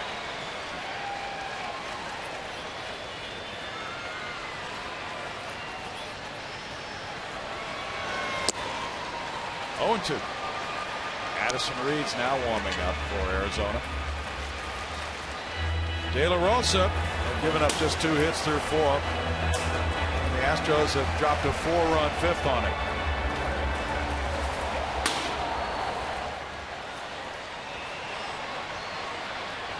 .35 pitch 5th inning. Right after a 9-pitch frame. Boy. That is a ton of pitches. Gaddis strikes out, and the Astros rip it. 4 runs on 5 hits. 3-run shot by Castro at Crawford boxes. 3-1 Houston. With 2 outs, Correa hits the boxes. 4-1 Houston after 5.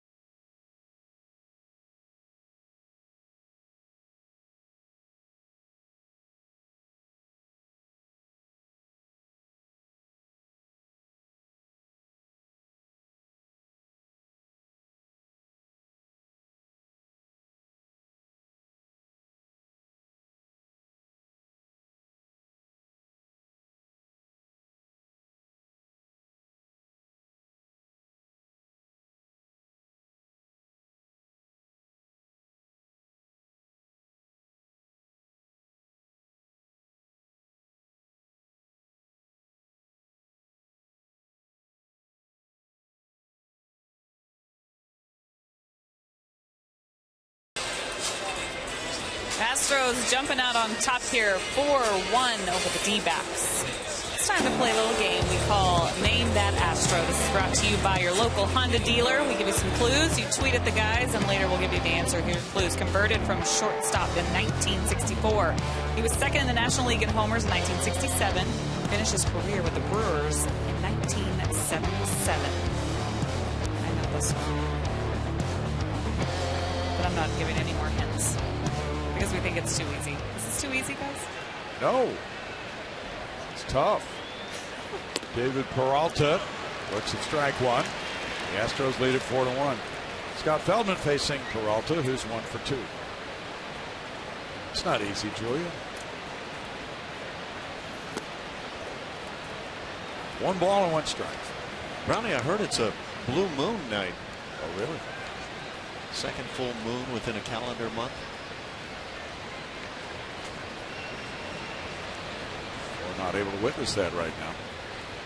Got some nice smoke hanging in the air here, Yeah. though. Well, there'll be some smoke hanging in the air after the game. Fireworks Yeah. on Friday night. 1-2. There it is.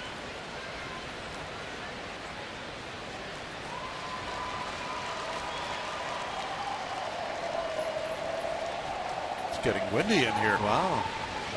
Well, where that comes from. That's that north wind we always hope for in July. 2 balls and 2 strikes. San Diego and Miami are in the 10th now. They're tied at 3 in Miami.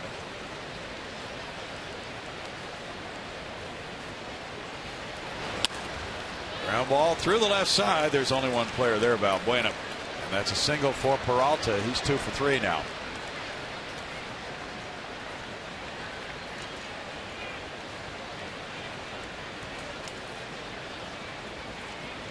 I believe this is another one of those efforts to try to come in on the hands. It still gets hit that way.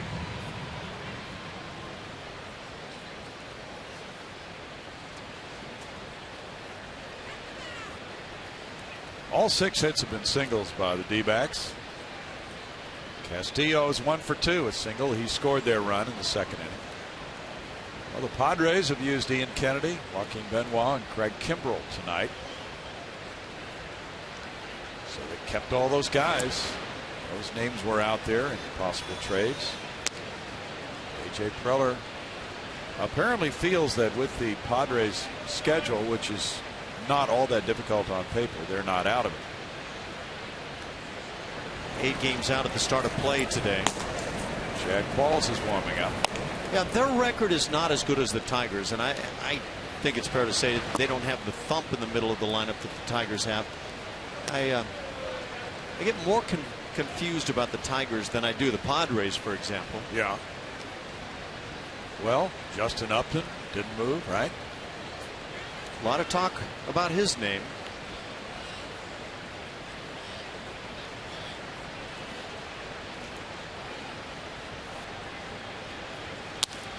Fly ball goes out to right field. Rasmus has to make it all the way back there. Gomez cuts all the way over. He overruns the ball and it drops. Rasmus will throw in towards second base. And runners are at second and third now. Rasmus was playing very, very shallow. Gomez had a long, long run. He got there, but he overran it. And it's ruled a double. You know, we've seen some successes with Rasmus playing shallow in right field, but this is the other side of that coin. And it really put the heat on Carlos Gomez, and he came forever. And like you say, Brown, he just simply outran the ball.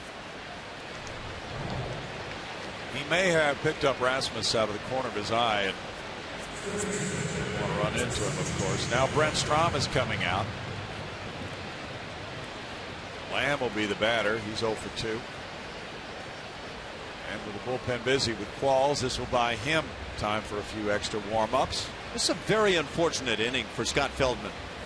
Shift on and a ground ball, shoots through the left side, and then this fly ball.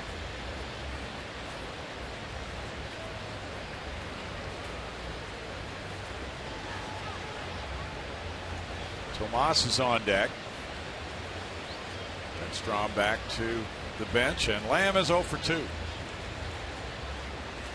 Well, the Texas Rangers general manager John Daniels has made some statements after their big deal for Cole Hamels that they're not out of it. Rangers are beating the Giants tonight in Arlington 6-2. They're in the middle of the 7th inning. Nick Martinez started. He gave them a good 6 1/3 innings, giving up 2 runs. Madison Bumgarner has surrendered 6 earned runs in 6 innings tonight. Lamb takes their strike one. See where Carlos Gomez is a little bit shaded toward right center, but he still had a huge distance to cover.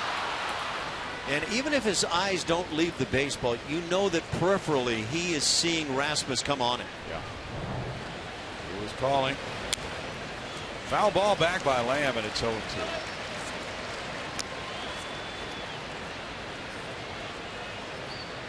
Adrian Beltre hit his 8th home run for the Rangers. Elvis Andrus number 4 tonight. Oh, the wild card, and the Rangers being 3 games under 500, 49-52. They are not out of that race. The question is, with Toronto so improved and the White Sox not going away, and then some of the other teams in the race, who knows what the Twins will do long haul.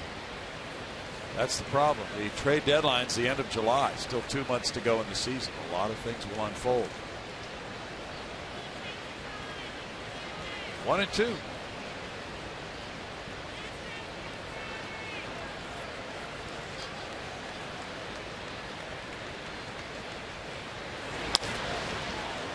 Runner coming to the plate.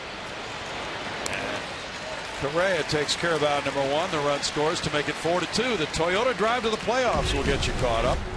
Lamb got his 22nd RBI. Astros out in front by a couple of games in the West. Then there's the wild card, and of course you don't even look at the Astros there with that lead in the division. The Angels have a 2-game lead in that, or on the +2 side on that wild card. But watch out for those Blue Jays. Scott Feldman comes off. He leaves with a 4-2 lead. Chad Paul's coming in. We're back in a moment.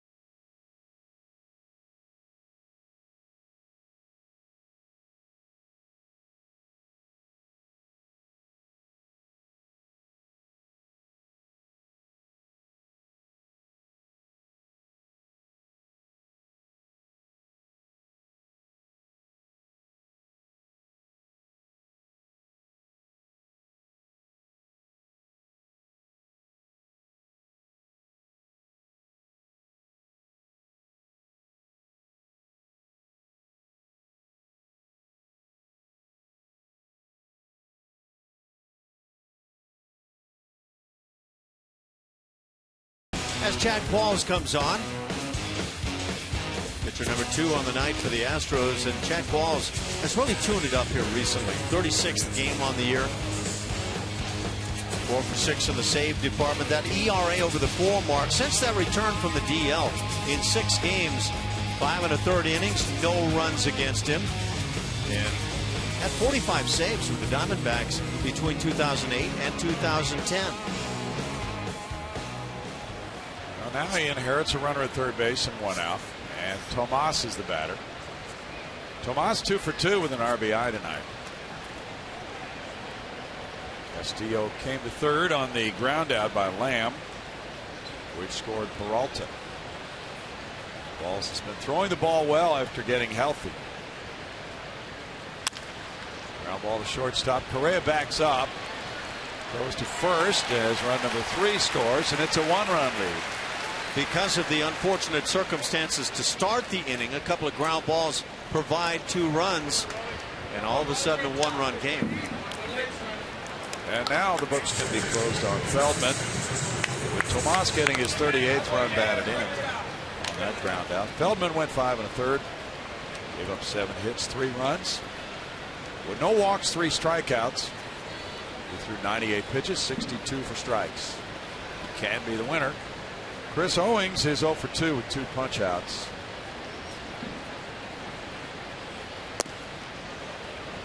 That's ball 1 to Owings. Now Qualls fitting right back into that important ground ball role. Coming in here in the 6th inning, has been that late inning guy for the last few years. You talked about his closer experience with Arizona and was the Astros closer last year as well. But now that he's gotten back healthy again after the pitch nerve in his neck, it looks like he's in top form, Ash. And that fastball right there is the kind of the proof. When he's able to throw that pitch that darts back to the outside corner on the right-hand hitters, that means he's feeling right. And then come with that slider. 1 ball, 2 strikes for Chad Qualls. Good tilt on that pitch. A lot of downward break. A little bit slower than some he might throw. And that could give him a variety of a breaking ball. He gets a punch out. 2-run score and 2 hits. It's a 1-run lead for Houston. 4-3 in the 6th.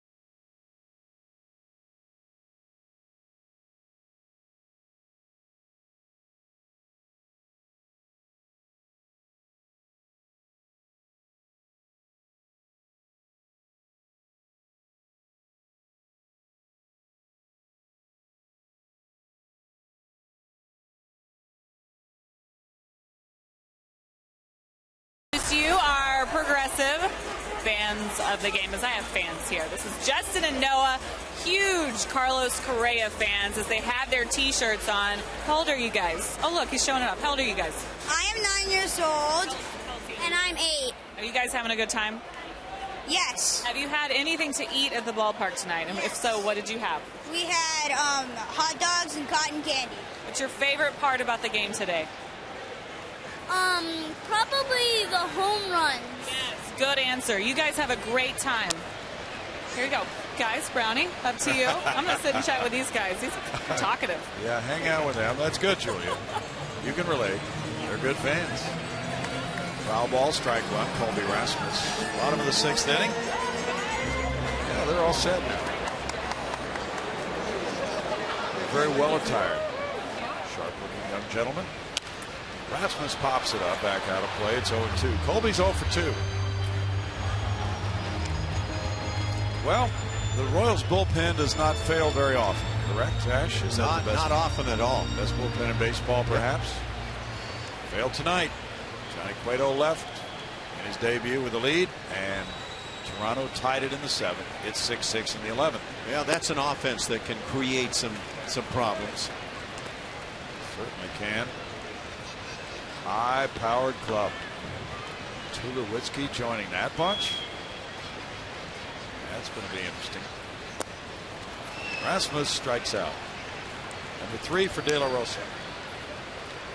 Nope, that's number 4 for De La Rosa. Tulowitzki and Donaldson on the left side of that infield for the Blue Jays. It's a high-powered left side. There probably isn't another one that good, right? And both of those guys acquired since the end of last season. Valbuena singled and scored on the 3-run Castro homer in the 5th. And now he gets a ground ball hit through the left side. He's 2 for 3 tonight. Follow the Astros all season with MLB.com At Bat, the #1 app for live baseball.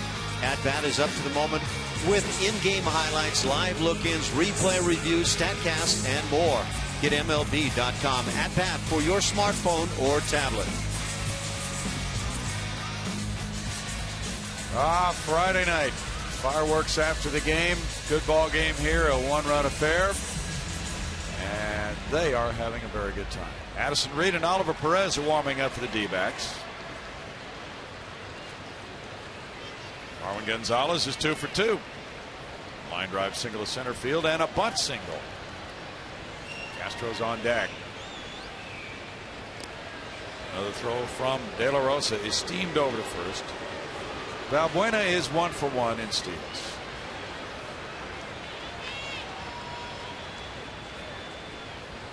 Third baseman Lamb is in tight.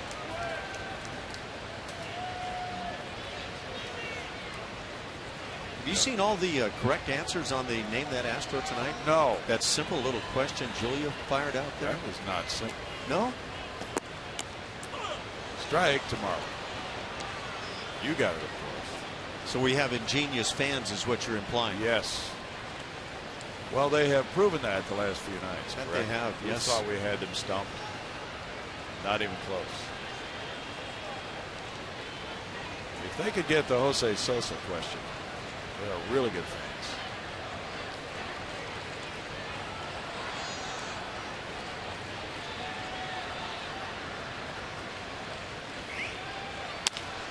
Bouncer, and here's the play back to second for 1.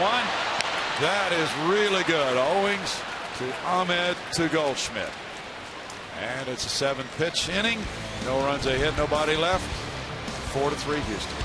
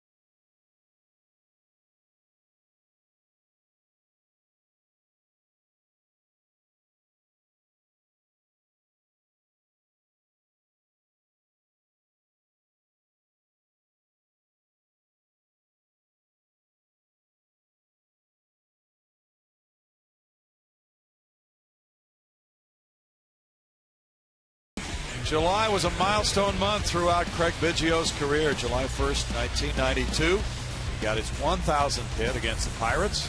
July 10th, 03, he got his 500th double. July 26th, 05, his 250th homer. July 31st, 01, his third walk-off home run. That was in the 10th of the 3-2 win against the New York Mets. He was apparently Mr. July to Reggie Jackson's Mr. October.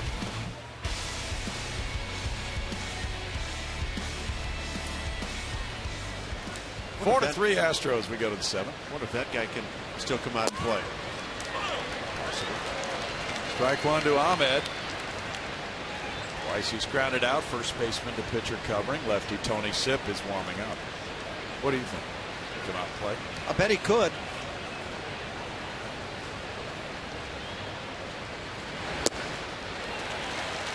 Well, Qualls has just opened up the plate. He's a can opener. Came inside and then that slider away. He has all kinds of options. You know, we always hear about guys retiring and then coming back. Has anybody ever been inducted into a Hall of Fame and then tried to come back? Not sure about that. Probably not. Well, let's see. Let's think back to Jim Palmer. Well, how old was he when he tried that comeback? 48? No, but I doubt that he was 5 years into his retirement, though. He might have been a year later. Right. Was he that old still pitching? We would have to check on that. But yeah, he had not been inducted yet. So to answer your question, nobody comes to mind.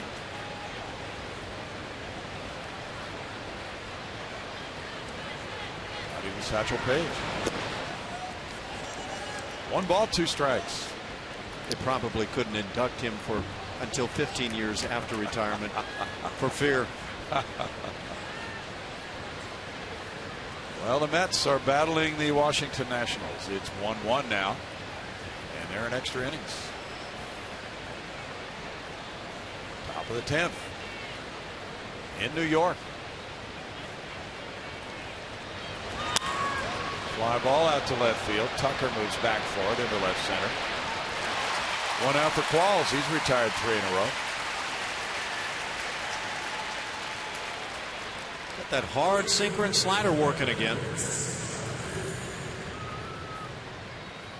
And the way he pitches, as you well know, Ash, he can get those 1 and 2 pitch outs, so that allows him to stay in a ball game for, we'll say, 1 2/3 if the manager wants him to. He's also a guy that typically has been able to bounce back and pitch 2 and 3 days in a row.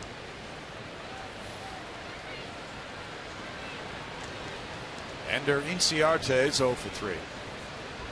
Padres 4, Marlins 3, top of the 11th in Miami. Strike. There's a group. It's time.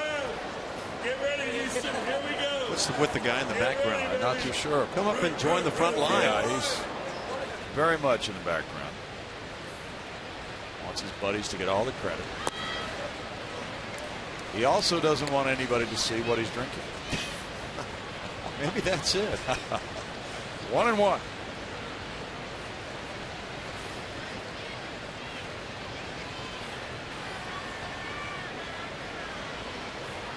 Yankees are blasting the White Sox 12-3. They're only in the 5th inning. You talked about that Carlos Rodon start. 2 balls and a strike.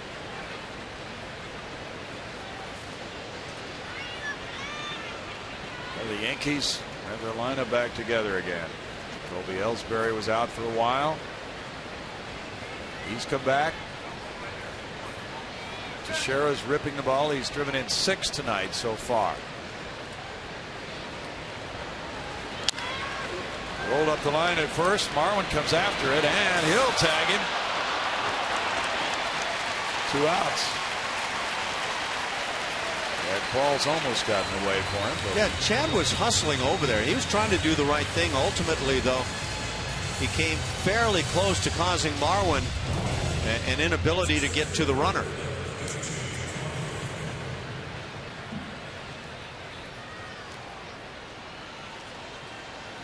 Yeah, I don't care where you put Marwin this year. He's getting the job done. Should Chad get an assist for helping to push him in that direction? You know, I think they've taken that stat out with game-winning RBIs. Okay. Well, he did help a little bit, right? He did. Could have been disastrous on the other hand.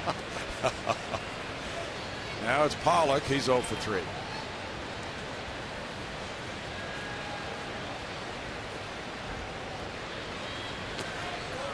Ball 1 to Pollock. Goldschmidt's on deck in a one-run game. That is always in the mind of the pitcher.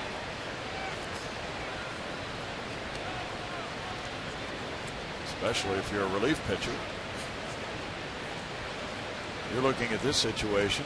One-run lead. Pollock batting, thinking, hey, I'm out of the game when Goldschmidt comes up if I get this guy, right?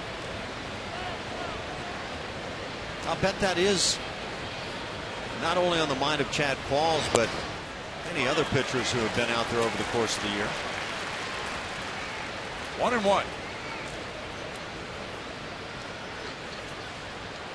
Cubs lead at Milwaukee. It's 3-1 in the bottom of the 6th inning. Jason Hamill started for them. Line into left field, and Goldschmidt will come up. Pollock's 1 for 4. The Biggio Hall of Fame weekend presented by Coca-Cola continues tomorrow and Sunday. Giveaways include a replica pinstripe jersey tomorrow and a replica Hall of Fame plaque on Sunday. Each to 10,000 fans. For more information, visit Astros.com or you can call 1-877-9-ASTROS today. That's modeled by our own Julia Morales, by the way. Beautiful job by Julia modeling that Biggio jersey. Brent Strom is out to the mound. I missed that, and well, you couldn't see her hair in that shot. The discussion with Goldschmidt about to bat could be very important in this game. A one-run lead. Pollock has reached base in 25 of his last 26, and he has gotten Goldschmidt to the plate. There is our very own Julia C. Morales. Yes. You know, generally I can't discern unless I see the shoes, but that's clearly Julia. Nice looking jersey. Now it's Qualls and it's Goldschmidt. Goldschmidt has an infield hit in 3 at-bats. Arizona had a night off last night.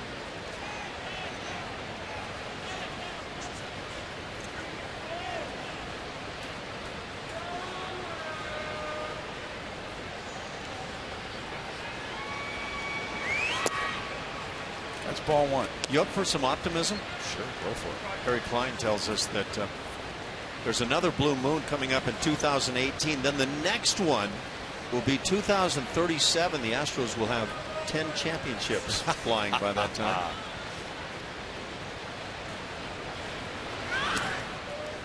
In the dirt, and it's 2-0. So far, Goldschmidt has not seen a pitch he can swing at because he is a disciplined hitter.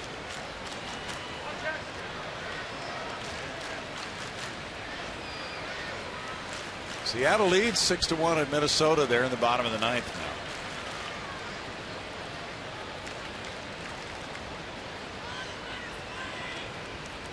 Taijuan Walker going for Seattle. 3-0. It really looks as if the strategy was not to throw him a strike. Somewhat unusual, but the way Goldschmidt has been so hot and is having such a great year. We don't know what Strami said, of course, but it will be interesting to find out afterwards. You're going to miss away, not through the plate, I would imagine. Whacks a line drive. That's in for a hit in front of Tucker. That 3-0 pitch was right there in the happy zone for Goldschmidt. Yeah, it was just coming out of my mouth. Don't miss over the plate, and watch where that fastball ran right back to. A.J. Hinch is coming out. Lefty hitting Peralta would be due up next. Sip has been warming up. That's what you can't afford to have happen right there with a guy like Schmidt, or rather Goldschmidt, at the plate. And feel fortunate that was a single. Kept him in the ballpark. Hit number 9 for Arizona. Threatening right now with Houston up 4-3. Tony Sipp in just a moment.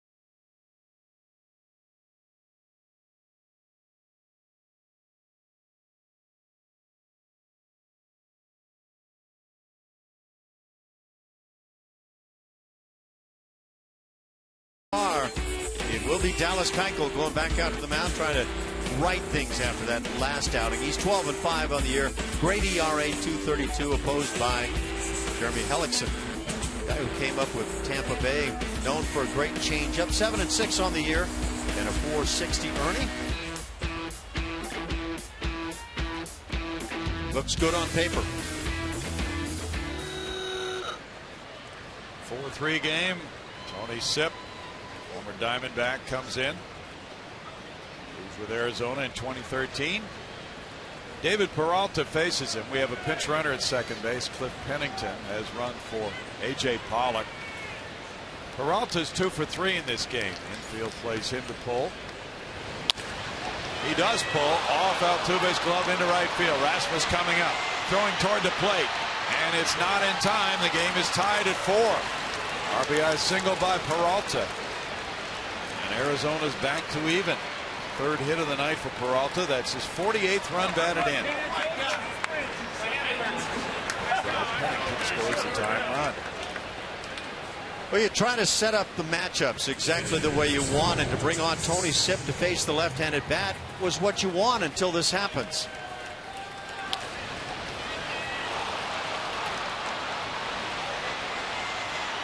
That's a good throw coming in from right field, down where there's just no way you're going to see Peralta moving onto second base.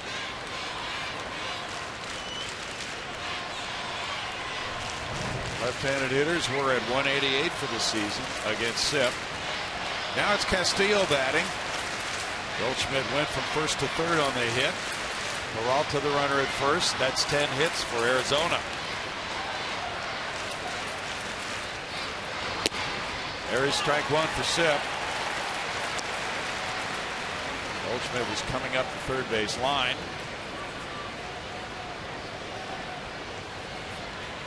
Castillo's been on a nice stretch at the plate in recent games. Right-handed hitters, 212 against Sipp. It's 0-2. His changeup is a real equalizer against right-handed batters.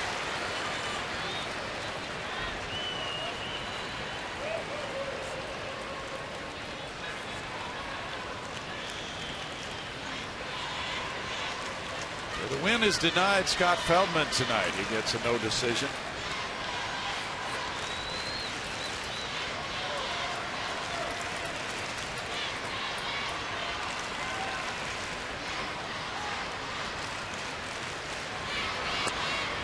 Close pitch, ball 1.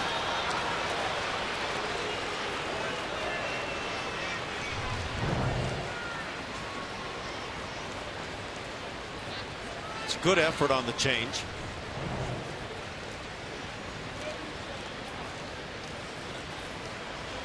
Arizona last year finished 11th in runs scored in the National League, currently ranking 2nd.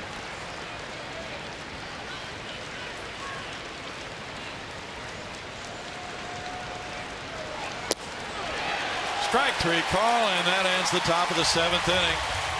But Arizona ties it with a run on 3 hits, leaving 2. It's 4-4 in the 7th.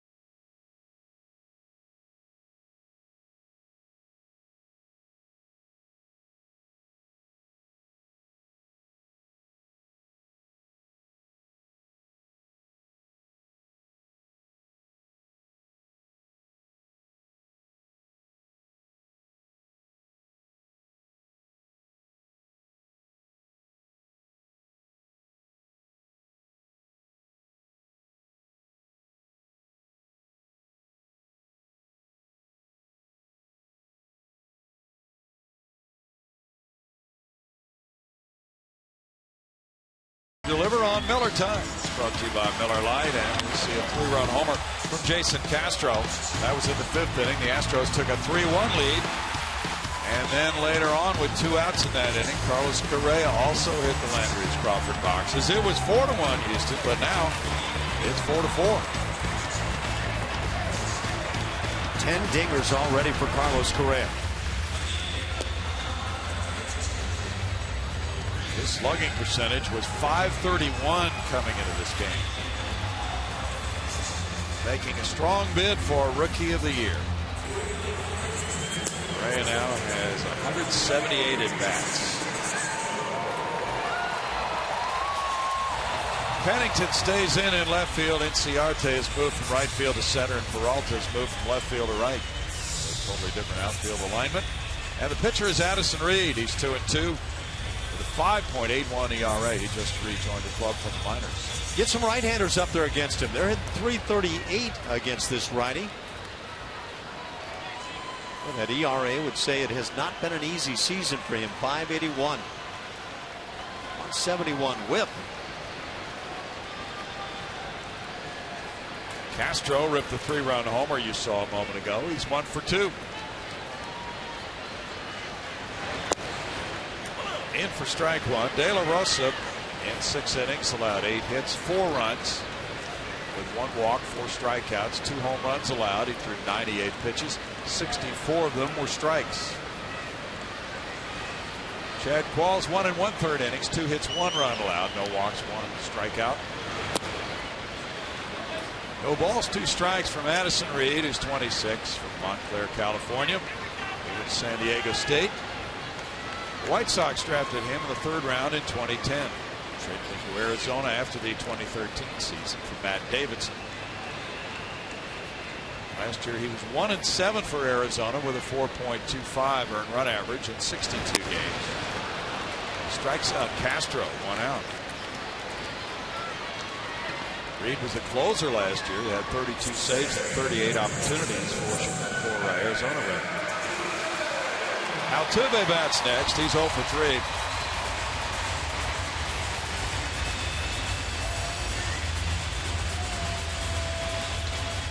Carlos Gomez on deck. D-backs about hit Houston 10-8. Each club has 1 error. 7 left for Arizona, 4 left for Houston. Chad Qualls threw 21 pitches, 13 were strikes. Lamb is in even with a bag at third for Altuve. He fouls it, strike one. You get some men on base here, especially a guy like Altuve.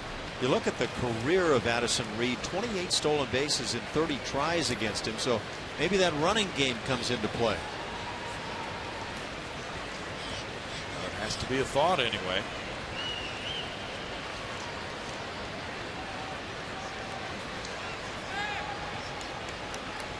Diamondbacks have had a good run lately from their bullpen, 3-1 with a 1.87 ERA in 23 games.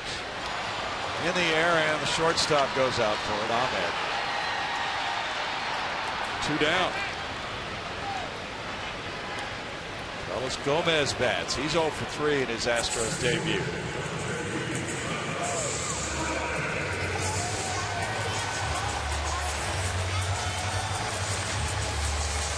Fly ball to center, pop to second, and a ground ball to shortstop for Gomez tonight.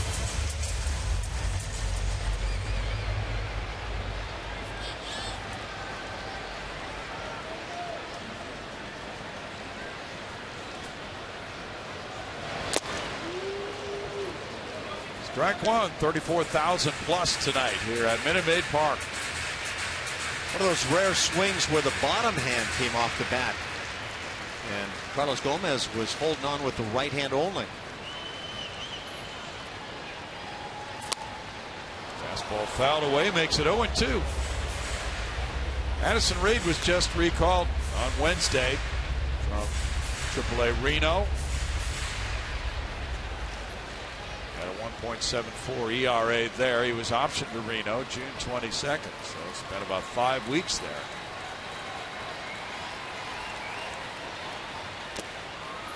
He gets a foul tip strikeout and has a 1-2-3 7th. It's 4-4 moving to the 8th.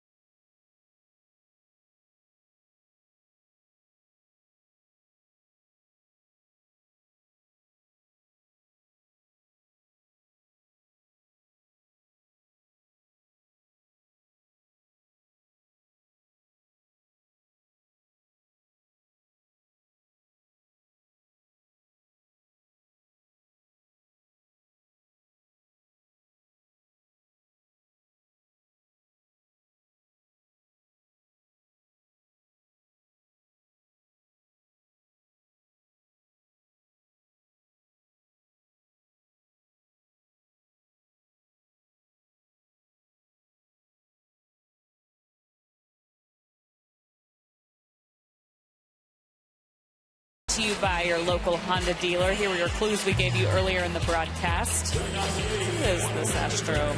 It's the toy cannon. Jimmy Wynn is our Name That Astro today. I wonder if you guys know what team Jimmy Wynn spent his first spring training with. That's the bonus question. You can sit on that. John Gibson got it right. He did not get Alan Ashby's Twitter handle correct, as it is Alcat Ash, but nice job. You know, I'm probably the one at fault right there. I probably should change that around, but for the time being. Unless it's already taken. Well, it's possible. How many Alan Ashbys are out there? There's apparently some guy in a band, a lead singer, I think, that big time guy. Oh, that's you. That fits. Yeah, exactly. That's totally you. Way to go. Jake Lamb Julia wins our contest tonight. Lamb is 0 for 3 with an RBI. Here's ball one. So, Julia, this question about this player, Jimmy Wynn, going to spring training with what team? Is that a bonus question you're asking? It's a bonus question. Okay. Very good. Do you know the answer? Yeah, but Brownie knows everything. We are not allowed to answer. No, Nope. no, I never know these questions. You're the only one who gets all these questions. 1 ball, 1 strike. Daniel Hudson's warming up for the D-backs.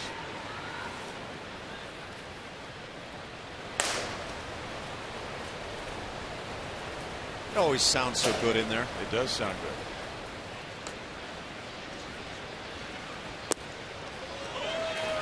One and two. Warming up on the moon would not sound good. No. No, but you'd have quite a fastball. No? I think the curveball would be lacking. If you think it doesn't break in Denver.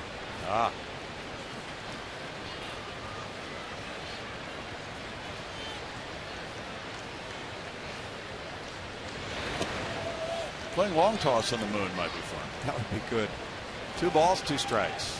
With the right trajectory and you can catch your own throw. Yeah. Round and round it goes. It's a blue moon, folks. All right, that leads us to our next question. Who popularized that song, Blue Moon? Struck him out. Number 2 for Tony Sipp. The Marcells. The Marcells. Yeah. Pitching change for A.J. Hinch. Tomas, a right-handed batter. Then Owings. Then Ahmed due up. Tony Sipp leaves. Will Harris has been warming up. Harris on his way in. It's 4-4. Back in a moment.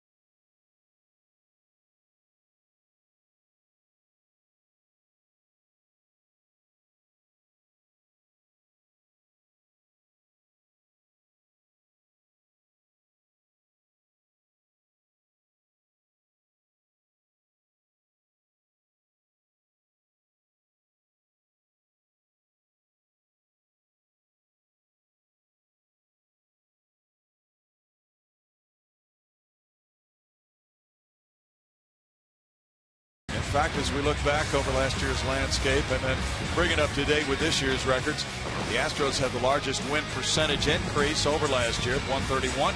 Diamondbacks are second at 095.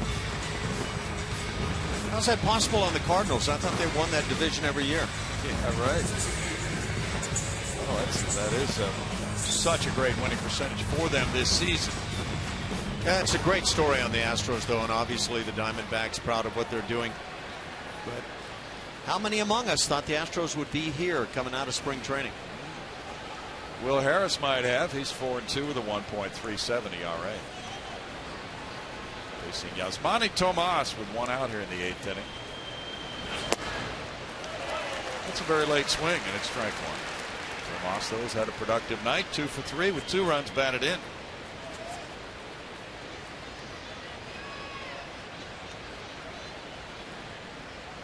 Tony Sipp in 2/3 of an inning, allowed 1 hit, no runs, had no walks, and struck out 2. Curveball works for strike 2 for Will Harris. Will worked his scoreless 7th inning Tuesday night. Gave up a leadoff single to Cole Calhoun and struck out 1.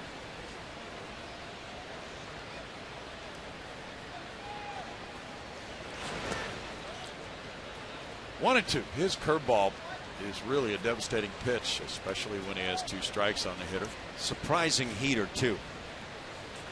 One of those low 90s kind of fastballs that hitters just seem to react like it gets on them much more quickly than the numbers might say.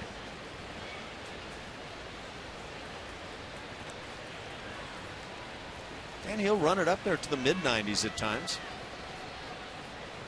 He was with the Diamondbacks last year. Struck him out. 3 punch outs in a row for Houston pitching. 7 in the ball game tonight.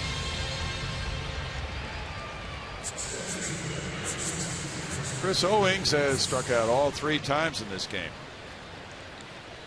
Harris was drafted by Colorado and then moved along on a waiver claim to Oakland.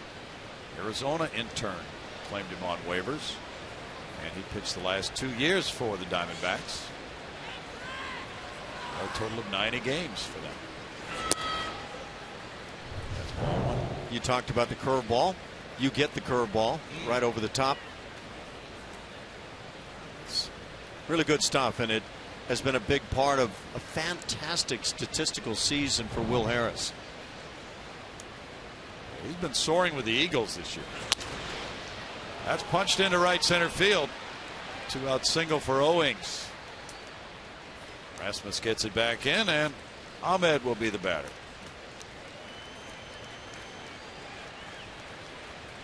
Kind of a shift buster night. It has been. There have been several balls hit to the opposite side of the shift. Ahmed's 0 for 3.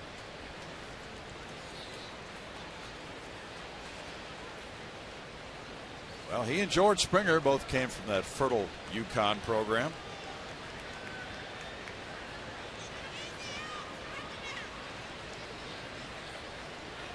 Joe goes over to first base. Owings is 13 for 16 in steals. We talked about the Cardinals increasing their winning percentage over last year. They have a .637 winning percentage right now. By far the best in the majors. And they're beating the Rockies 7-0 tonight in the 7th. Arizona is second in steals in the National League with 91.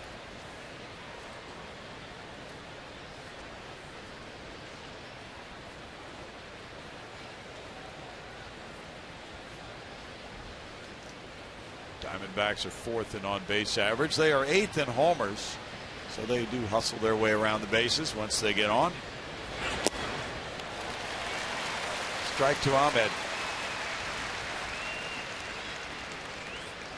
Matt Carpenter hit his 13th home run tonight for St. Louis. Johnny Peralta, number 15. Michael Wacha has shut out Colorado through 7.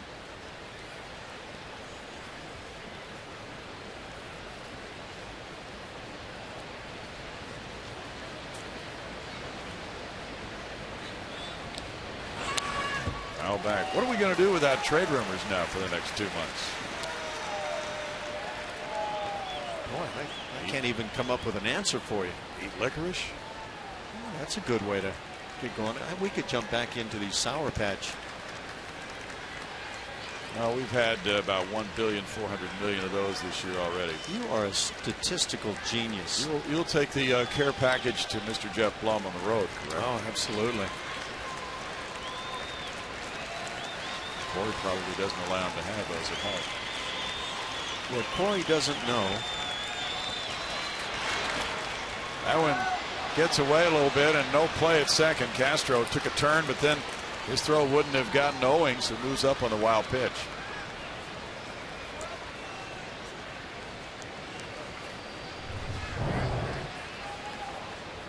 Sometimes that breaking ball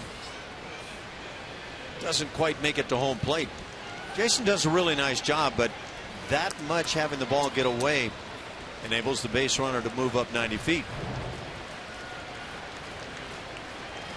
4-11-1 for Arizona, 4-8-1 for Houston.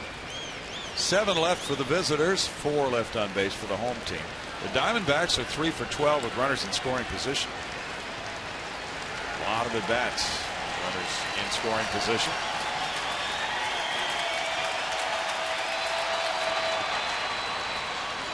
It's 2-2. Athletics lead the Indians 1-0 in Oakland. They're in the top of the 6th now. Kendall Graveman has the shutout going against Danny Salazar. Some folks on other clubs were eyeing that Indians pitching staff, but the price probably was very high for some of their young starters.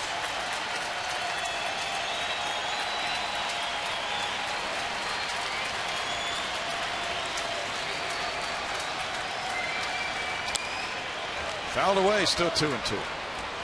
Dodgers 1, Angels 0 at the end of 3.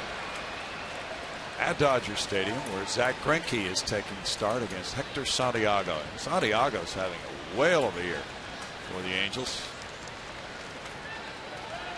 Howie Kendrick, the former Angel, hit his 8th home run. That was in the first inning for the only run of that game through 3.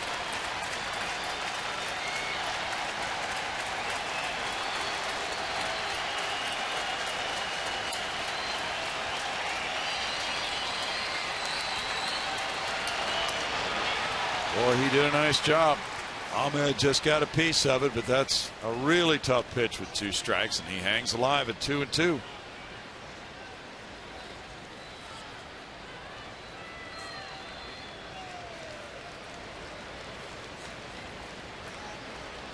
Toronto won it over Kansas City in the 11th, 7-6 in Toronto.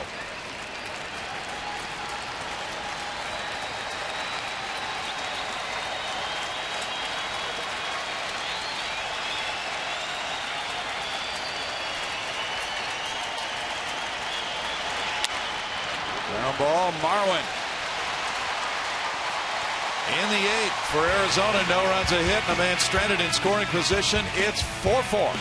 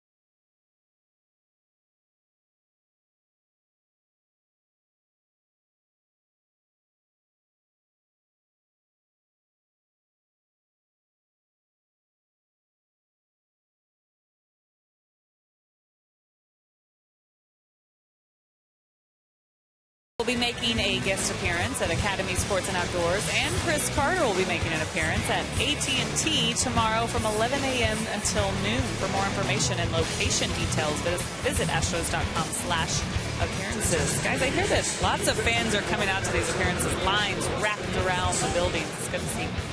It is good. It's part of the baseball resurgence in this area. It's great for everybody. Gives them a chance to get an autograph, maybe a picture, talk to a player a little bit. Hey, it is Craig Biggio weekend here. They brought their signs and they got their gifts tonight. The bobbleheads. Tomorrow night, the jerseys. And then the plaque replica on Sunday afternoon with the first 10,000 each day. It's 4-4 here. They're also seeing good baseball. Carlos Correa provided run number 4 for the Astros. All of their runs coming in the 5th inning. He hit a solo homer. He's 1 for 3. It's Daniel Hudson in to do the pitching now for Arizona. He's pitcher number 3. Addison Reed had a 1-2-3 7th inning with 2 strikeouts. That's ball 1 to Correa. By the way, Ash, you were doing some research on Mr. Jim Palmer between innings. Pretty amazing stuff. We saw this on Twitter and just tried to verify things, but apparently Jim Palmer was inducted into the Hall of Fame as a pitcher, with the Baltimore Orioles. 1990 was the year he was inducted. 1991, he interrupted his broadcasting career to try to make a comeback. So apparently there has been at least one time when a guy was inducted and then tried to come back. 1-1 now from Hudson to Correa with Tucker and Gaddis to follow, and the Astros 8th.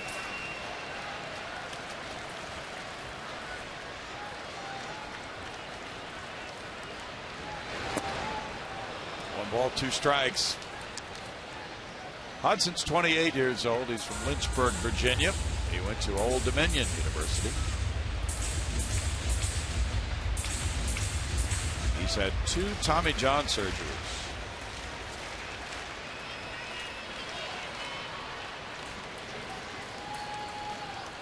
He's given up 2 earned runs his last 9 innings. Near the knees, it goes for ball 2. Lance Barrett is home plate umpire. A little bit low.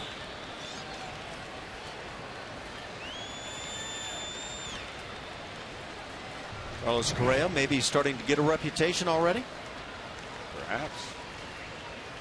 Guarantee you everybody in the game knows who he is. Ground ball up the middle. Ahmed, little double clutch. Out. 1 down. O.J. Hinch holds up a hand for the umpire, and now he gets word that he was indeed out. So no manager's challenge. Yeah, it looked that way from here. That little bobble, though, almost enabled Carlos to beat it. Oh, watching from that angle, Carlos made it very close. Yeah, he didn't quite have his grip on the baseball. I don't see that at the back. Really close. Darn, that's close. Preston Tucker's 2 for 3.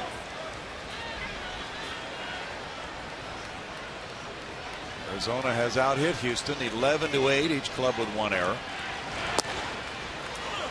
Strike to Tucker.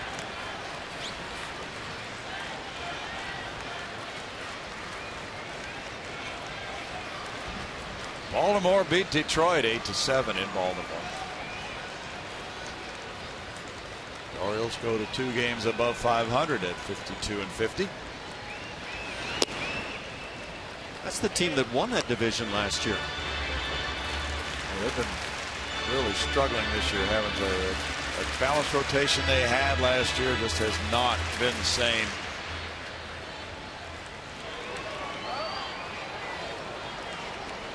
It's also the team that won the home run crown in the American League.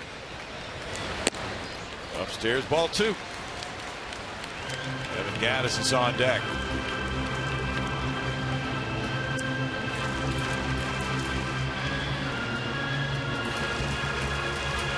Hudson was drafted by the White Sox in 08. Arizona got him in a trade in July of 2010. The Edwin Jackson deal.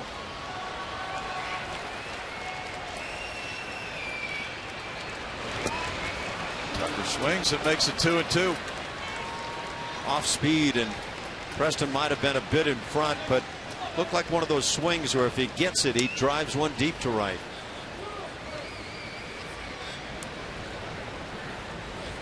Luke Gregerson has been warming up for Houston.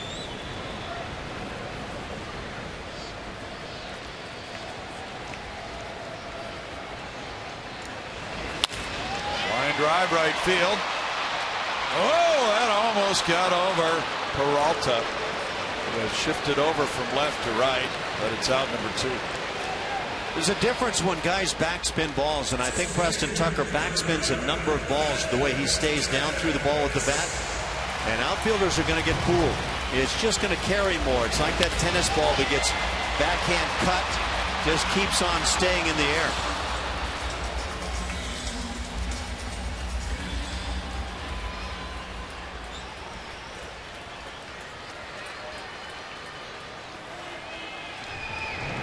2 outs, and it's Gaddis. He's 0 for 2 with a walk. Ball 1 to Evan. Colby Rasmus on deck. Evan among the entire team of Astros players with big smiles on their faces after the trade acquisitions.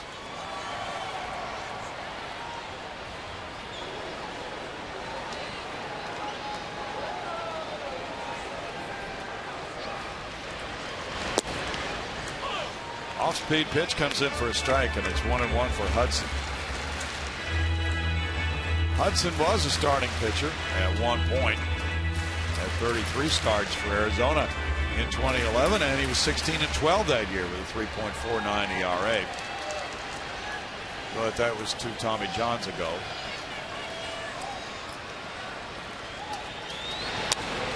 Foul back. 1-2.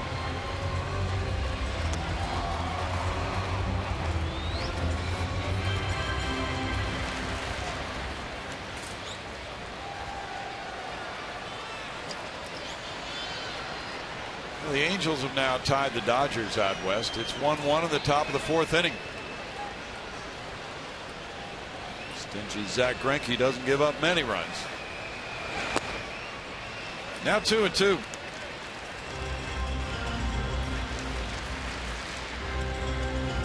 Mike Trout drove in the run. He has a triple tonight.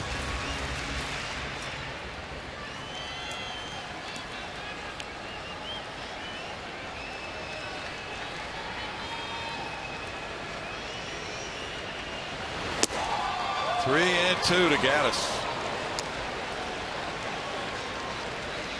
Evan walked his first time up. He has 14 walks this year.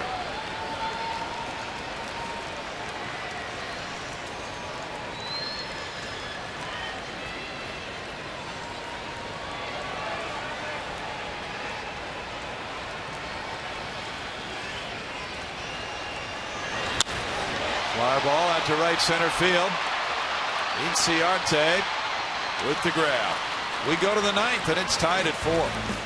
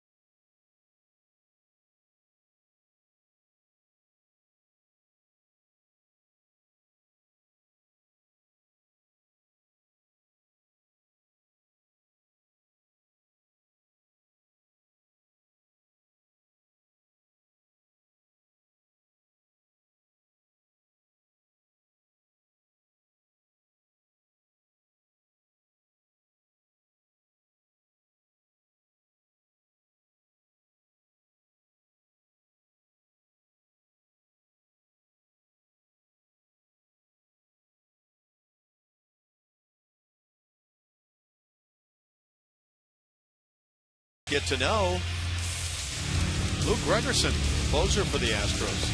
See what you can find out. Favorite player growing up, Robin Ventura, now the skipper of the Chicago White Sox. Hidden talent. He can fix anything. Go to karaoke song, Folsom Prison Blues by Johnny Cash. He looks like he might be a Johnny Cash guy. Yeah. Right now, Johnny Cash is probably far from the first thing on his mind. It's a 4-4 game, and he's facing the top of the order here, which means Paul Goldschmidt will be batting 3rd in the 9th inning of a tie game. Good numbers, the 21 saves and 24 opportunities. And he's 4-1 on top of that, the guy that picked up the win in last night's game. Since the break, 3 saves, a couple of runs allowed, and a 1-0 mark. Done a nice quality effort this year. Inciarte leads it off. He's 0 for 4. Started the game in right field, but now he's the center fielder. Valbuena creeps in on the grass at third. Ball 1. Last night, Gregerson retired all 3 men he faced to get win number 4 of the year. Needed only a dozen pitches in that game last night. 1 ball, 1 strike.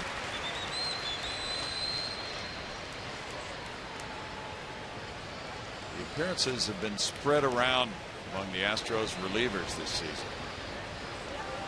This is number 41 for Gregerson. Harris just made his 42nd.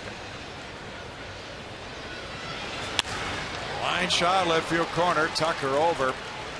Who doesn't really ever get to that corner. It's a single for Inciarte.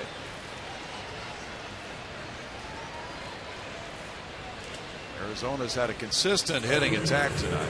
A dozen hits. 3 stolen bases this year in 3 attempts against Luke.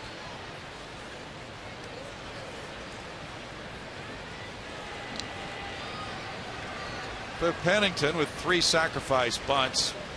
Came in as a pinch runner in the 7th inning. This is his first at bat of the night. .238 average, 1 homer, 10 runs batted in, 122 at bats.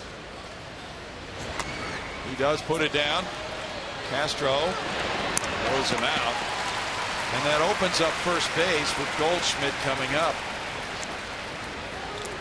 1 out on the sacrifice from 2 to 4. Jason Castro had his mind made up. There was no play at second base as he comes out quickly. Once he gets to the ball, takes his time, makes sure to get that out at first base.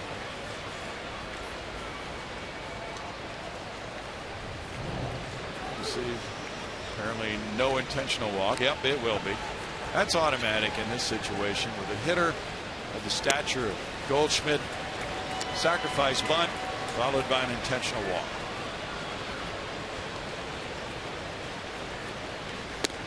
And Peralta will be batting. Not that he is an easy out. He's 3 for 4 tonight. And he's having a nice year. But given the choice, Goldschmidt started the night at 347. Peralta at 277. Goldschmidt is not anybody the Astros want to face in a game situation. So it's first and second, 1 out. Well, I don't think there's a team in Major League Baseball that wouldn't have made that move. True.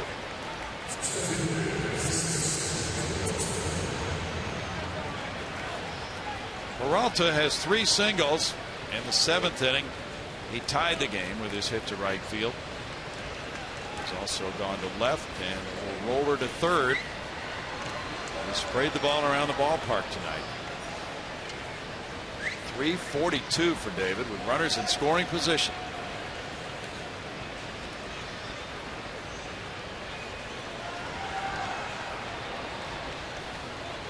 Infield is certainly playing him to pull again. Lined the ball by Altuve last time up for his hit to right. Ground ball, Gregerson.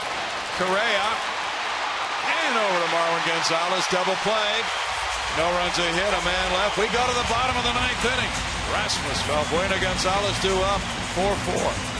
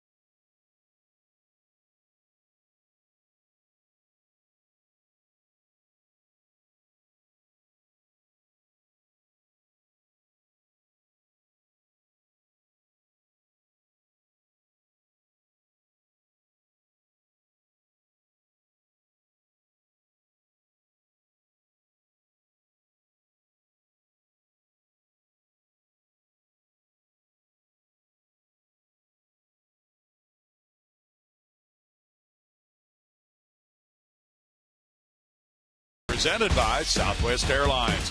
Book your low fare now at southwest.com. And by HEB. No store does more than my HEB. Another gripping ball game from Minute Maid Park, where the Astros have won their last 7 at home. It's 4-4 going to the bottom of the ninth. The Astros have had walk-off homers each of the last 2 Thursdays. Now on this Friday night, we go to the last of the ninth inning with Rasmus Valbuena and Gonzalez due up against Daniel Hudson. Could it be another walk-off night? Well, there's been a lot of excitement around Houston. Colby Rasmus is 0 for 3. He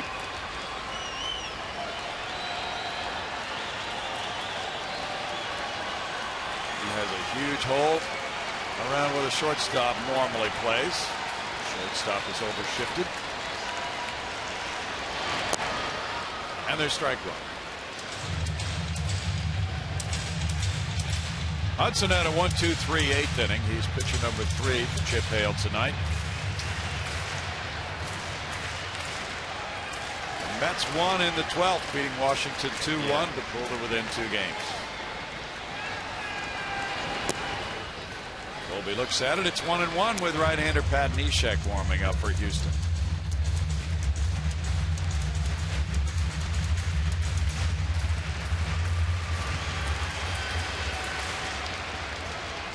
Wilmer Flores hit the big walk-off homer for the Mets.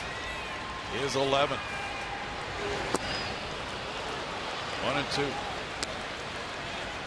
Quite a story. A young man who was in tears a couple of nights ago because he thought he was traded.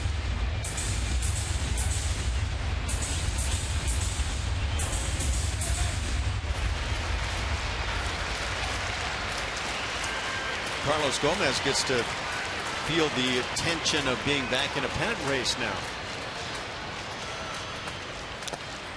Rasmus foul tipped it and struck out.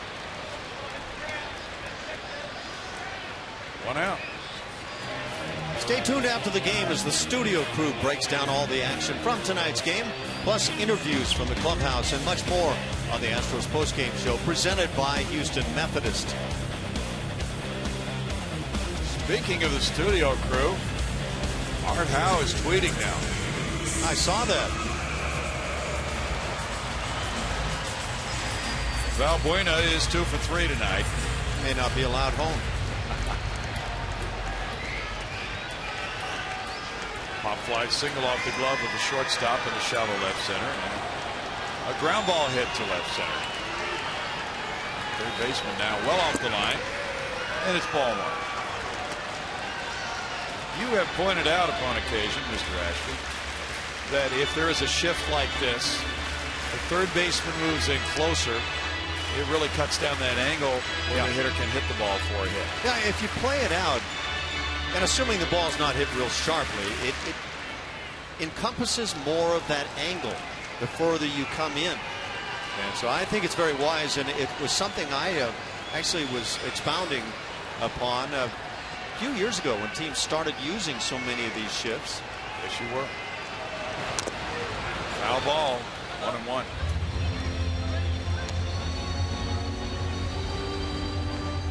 So imagine standing there where Luis Valbuena is standing and looking out, and the pitcher and the third baseman. And there's not a whole lot of space in between those two guys the way he looks at it. It's daunting if you want to continue to pull the baseball. 1-2. And of course, for Louis, he's leading the team in home runs, but it's been a long spell that's been quite dry. June 23rd, the last time he homered.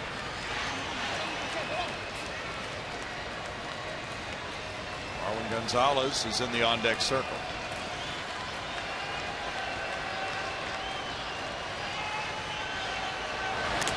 Foul back.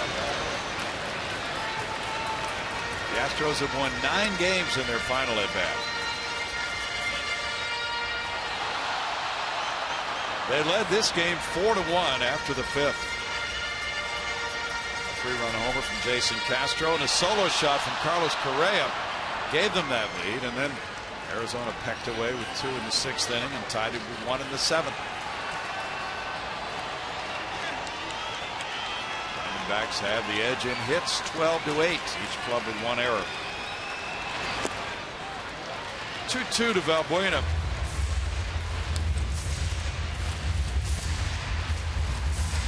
So Valbuena now has gone 82 at bats since that last home run you talked about. He and Chris Carter have combined to hit 36 homers, and yet they're both hitting under 195 coming into this game. Well, Valbuena was at 198. Now he's picked up a few points. Struck him out. 2 outs. That's 5 straight for Hudson.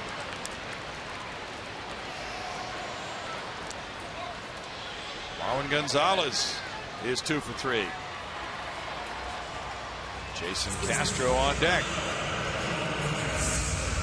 It was Marwin who set it up for Castro last night. Jed Lowry had walked. There were 2 outs in the bottom of the 9th inning. It was 0-0. Marwin fell behind 0-2 in the count, and he singled over shortstop. Castro followed with a 3-run game-winning homer.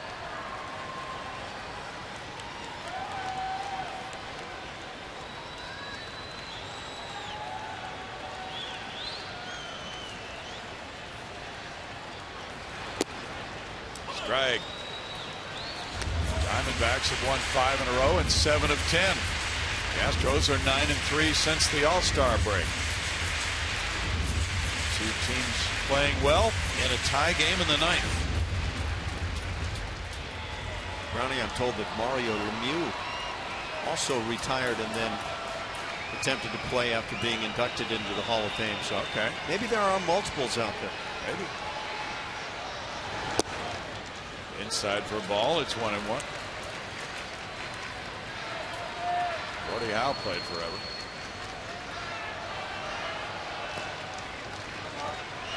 Red Sox beat Tampa Bay 7-5. Junichi Tazawa the winner. Koji Kuihara his 23rd save.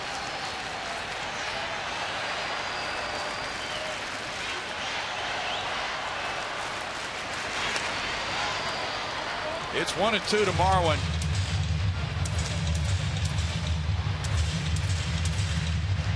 Dodgers lead the Angels 3-1 at the end of 4.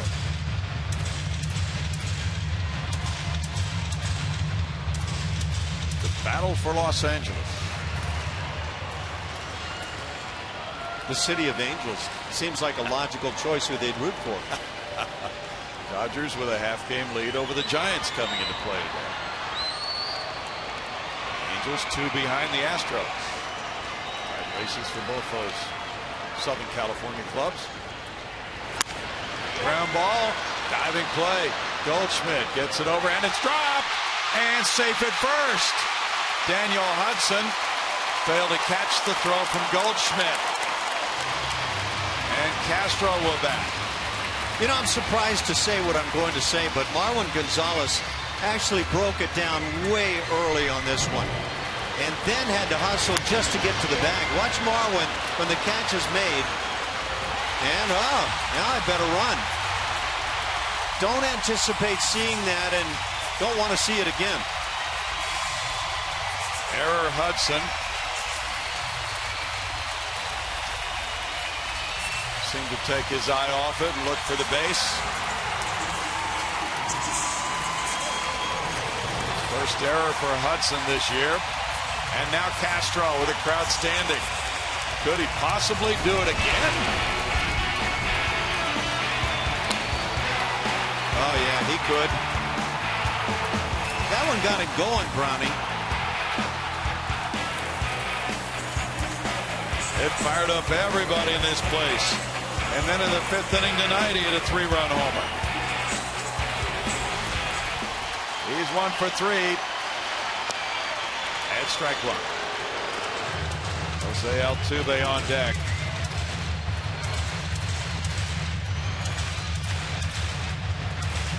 This place will go nuts if he does it again.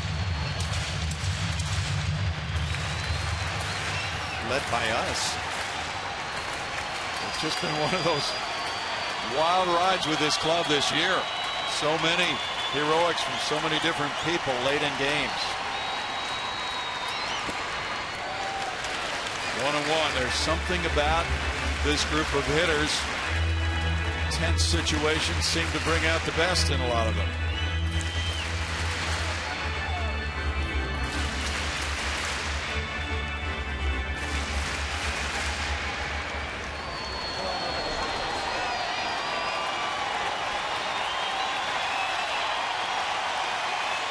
Owings is way out in right field for Castro.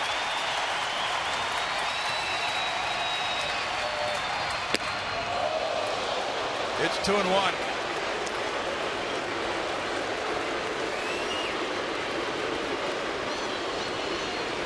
Ahmed has stayed as the only infielder on the left side, with Lamb overshifting around on the first base side.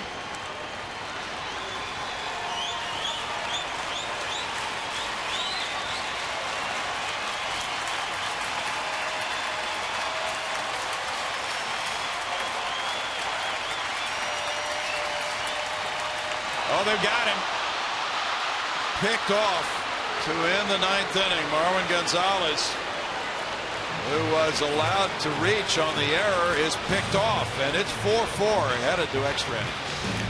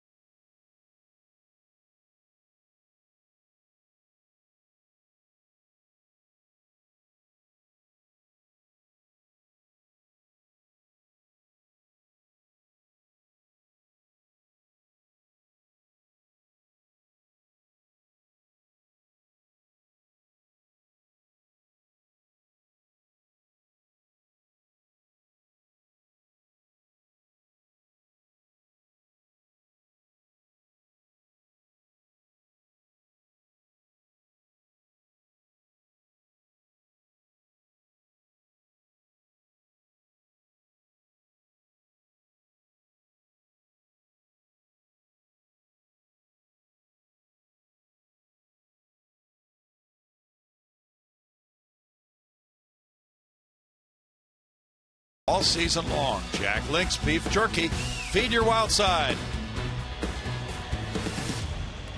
It's 4-4 through 9 here at Minute Maid Park. 12 hits for the Diamondbacks, 8 for the Astros. The Diamondbacks have made 2 errors. The Astros 1. Extra innings. This is the 9th extra inning game for the Astros. They're 4-4 in the first 8. Diamondbacks are 6-6 in their 12 extra inning games. Pat Neshek comes in. He's pitcher number 6. Part of that very good bullpen this year. 44 games with a 3-1 mark, 2.5 ERA. Whip well under the 1 mark. That's insane. And a 179 batting average against. Doesn't walk many. Just a very nice line of numbers for Pat Neshek. Last night he came in and got a huge out in the 8th inning with 2 men on. Struck out Mike Trout in a 0-0 game. There's a ball hit toward the left field corner, and it's going to be a fair ball, and that is a go-ahead homer. Wellington Castillo makes it 5-4 Arizona. Jumps all over the first pitch of the 10th inning, and Castillo hits number 11. That's his 3rd hit of the night, and Arizona's up by 1. He kept it fair. Just fair and just over the yellow line. That first pitch fastball that you so often see. And Castillo was all ready for that one. 25 runs batted in for Castillo. He hit 2 homers off King Felix a few days ago. Big week for him. Now Mike Lamb, or Jake Lamb rather, and there's strike 1. Lamb is 0 for 4 with an RBI. Closer Brad Ziegler's warming up for Arizona.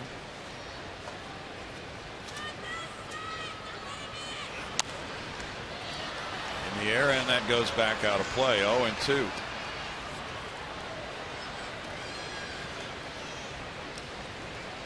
Neshek just allowing his 5th home run of the season. This is his 40th inning of work, and that is the first long ball of the night for Arizona.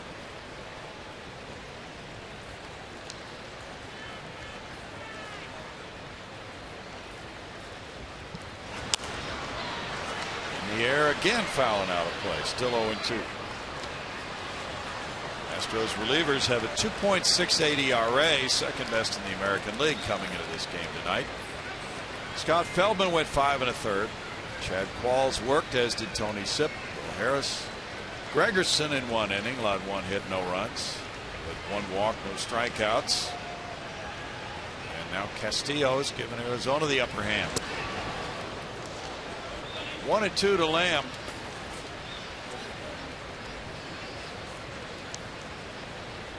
Spunky Arizona club.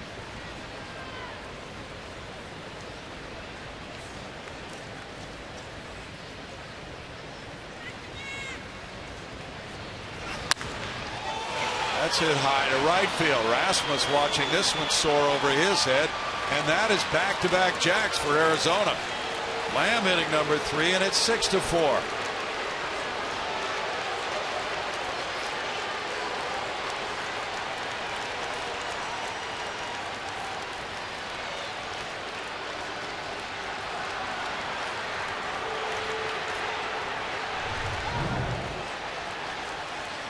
Turns out to be another fastball inside edge.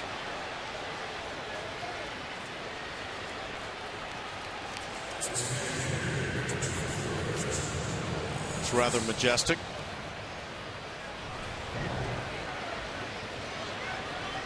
Neshek takes a walk. Now home runs by Castillo and Lamb have Arizona up by 2.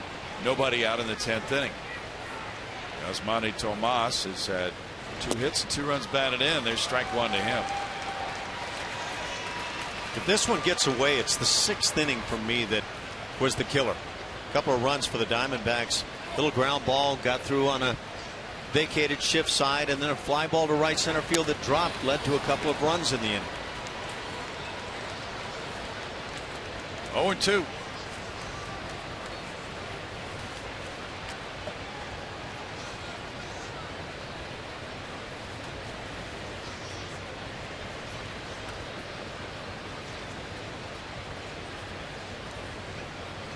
Dodgers lead the Angels now 5-1 at the end of 5.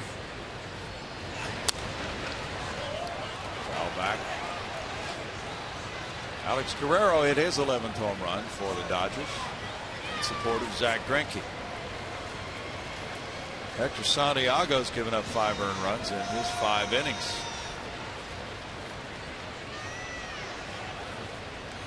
Astros and Angels will have 2 more series remaining against each other.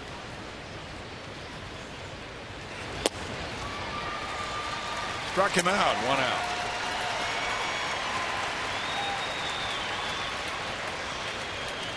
A.J. Hinch is at the mound now. And he's had Josh Fields warming up. Takes the ball from Pat Neshek. That'll keep him in play for tomorrow night's game. And it'll be Fields coming in with a score 6-4 Arizona in the 10th. Back in a moment.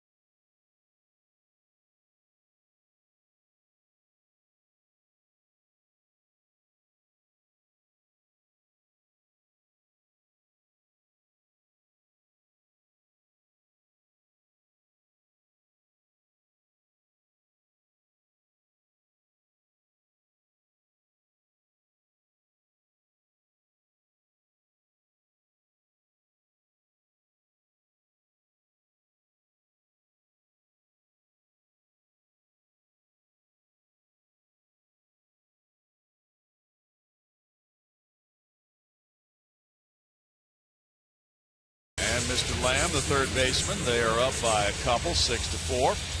Now it is Josh Fields coming in. He's 3-1 with a 2.70 ERA.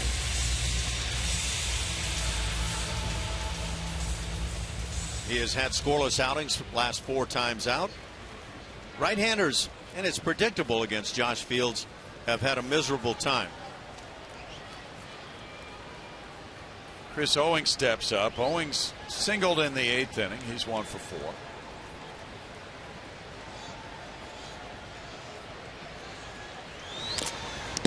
Fouls it for strike 1.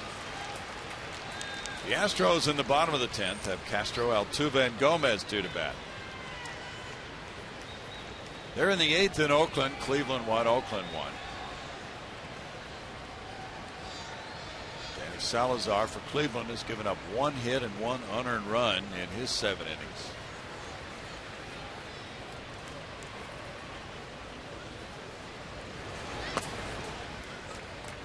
One ball, 1 strike.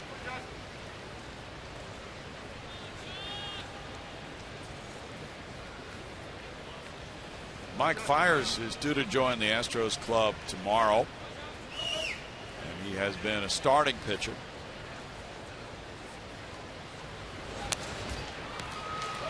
One ball, 2 strikes. Now we'll find out the plans for the pitching staff probably before the game tomorrow night from A.J. Hinch. What the rotation will look like from this point on.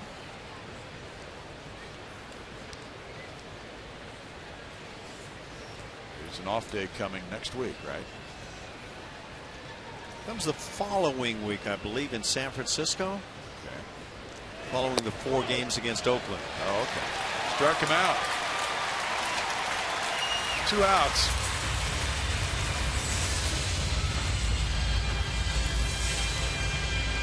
Yes, it is August 10th.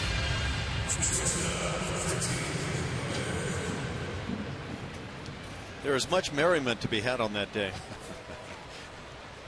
Nick Ahmed is 0 for 4.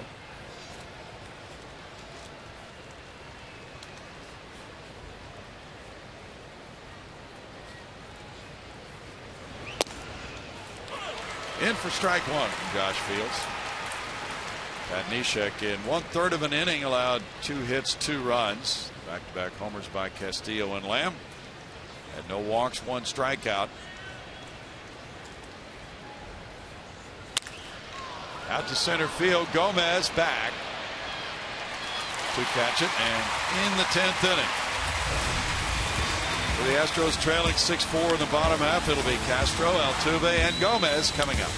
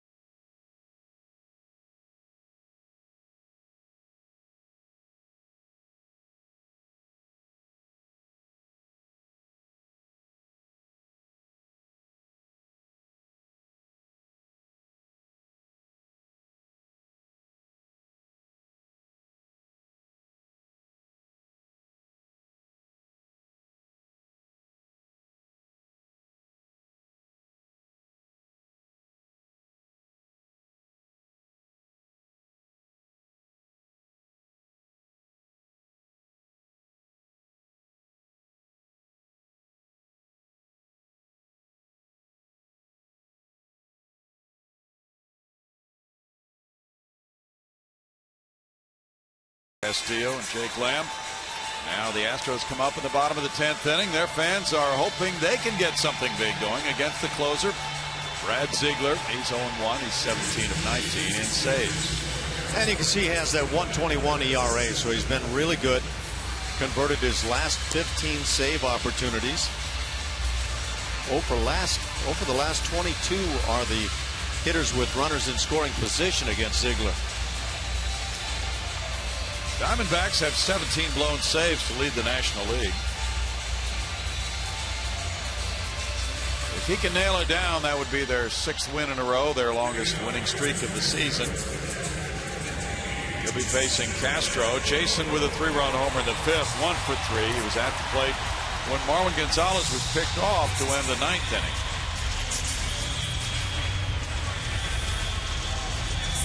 In the last 13 games for Ziegler, he's allowed an opponent's average of 104. He leads their club in all-time appearances, 290. Ball 1 for Ziegler. Ziegler signed with the Phillies. He was drafted in '03 in the 20th round. He's from Pratt, Kansas, to Southwest Missouri State, which is now Missouri State. 1 ball, 1 strike. He has been a guy who's worked quite often with that delivery. At age 35, not slowing down a whole lot, able to work several days in a row. 1-2. Last year he had left knee surgery and still pitched 68 times.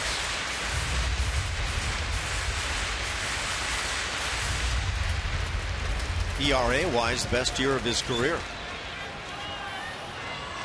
Did have a very good one, actually, I'd have to say. First year, 08 with Oakland. 2-2 to Castro.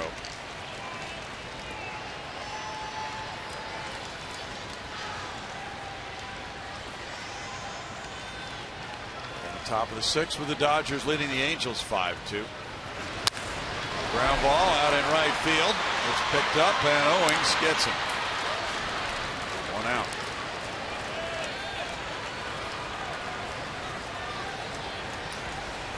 Jose Altuve 0 for 4.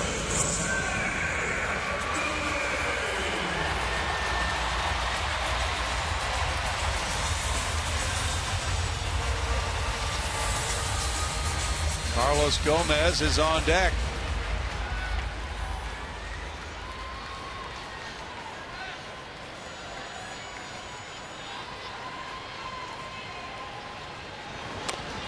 He bunts foul.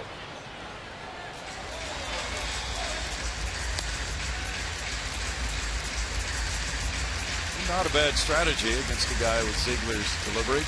But you got to get something going. A bunt that he can get by the mound toward the second baseman is a gimme.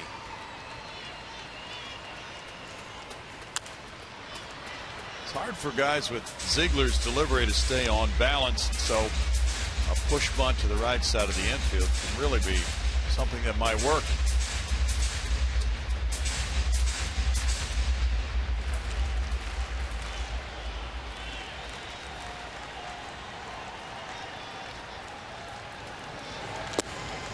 Altuve's down on strikes, 2 outs.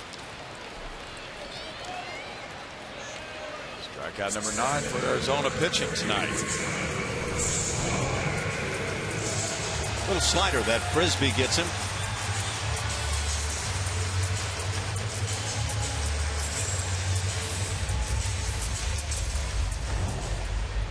Carlos Gomez is 0 for 4 in his Astros debut.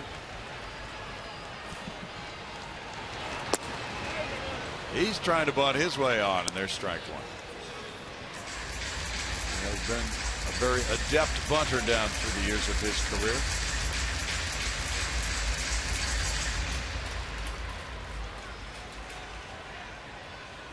Carlos Correa is on deck.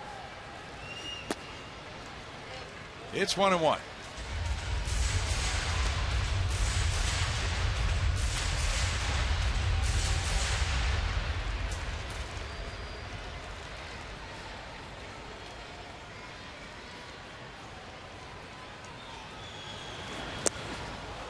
One ball, 2 strikes as he goes down to a knee. Got a dichotomy between a bunt attempt and then that swing. Yeah.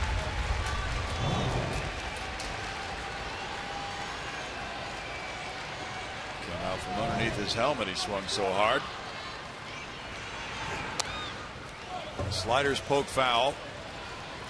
Now the thought being the Astros are down by 2. Gomez, even if he hits a homer, can do some good, but if he gets on base for Correa can tie it with a long ball. Vince Velasquez is warming up for Houston.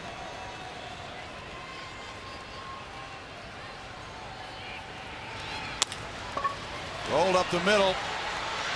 Owings over to first, and Arizona wins it. Getting back-to-back home runs in the 10th. Final score, Arizona 6, Houston 4.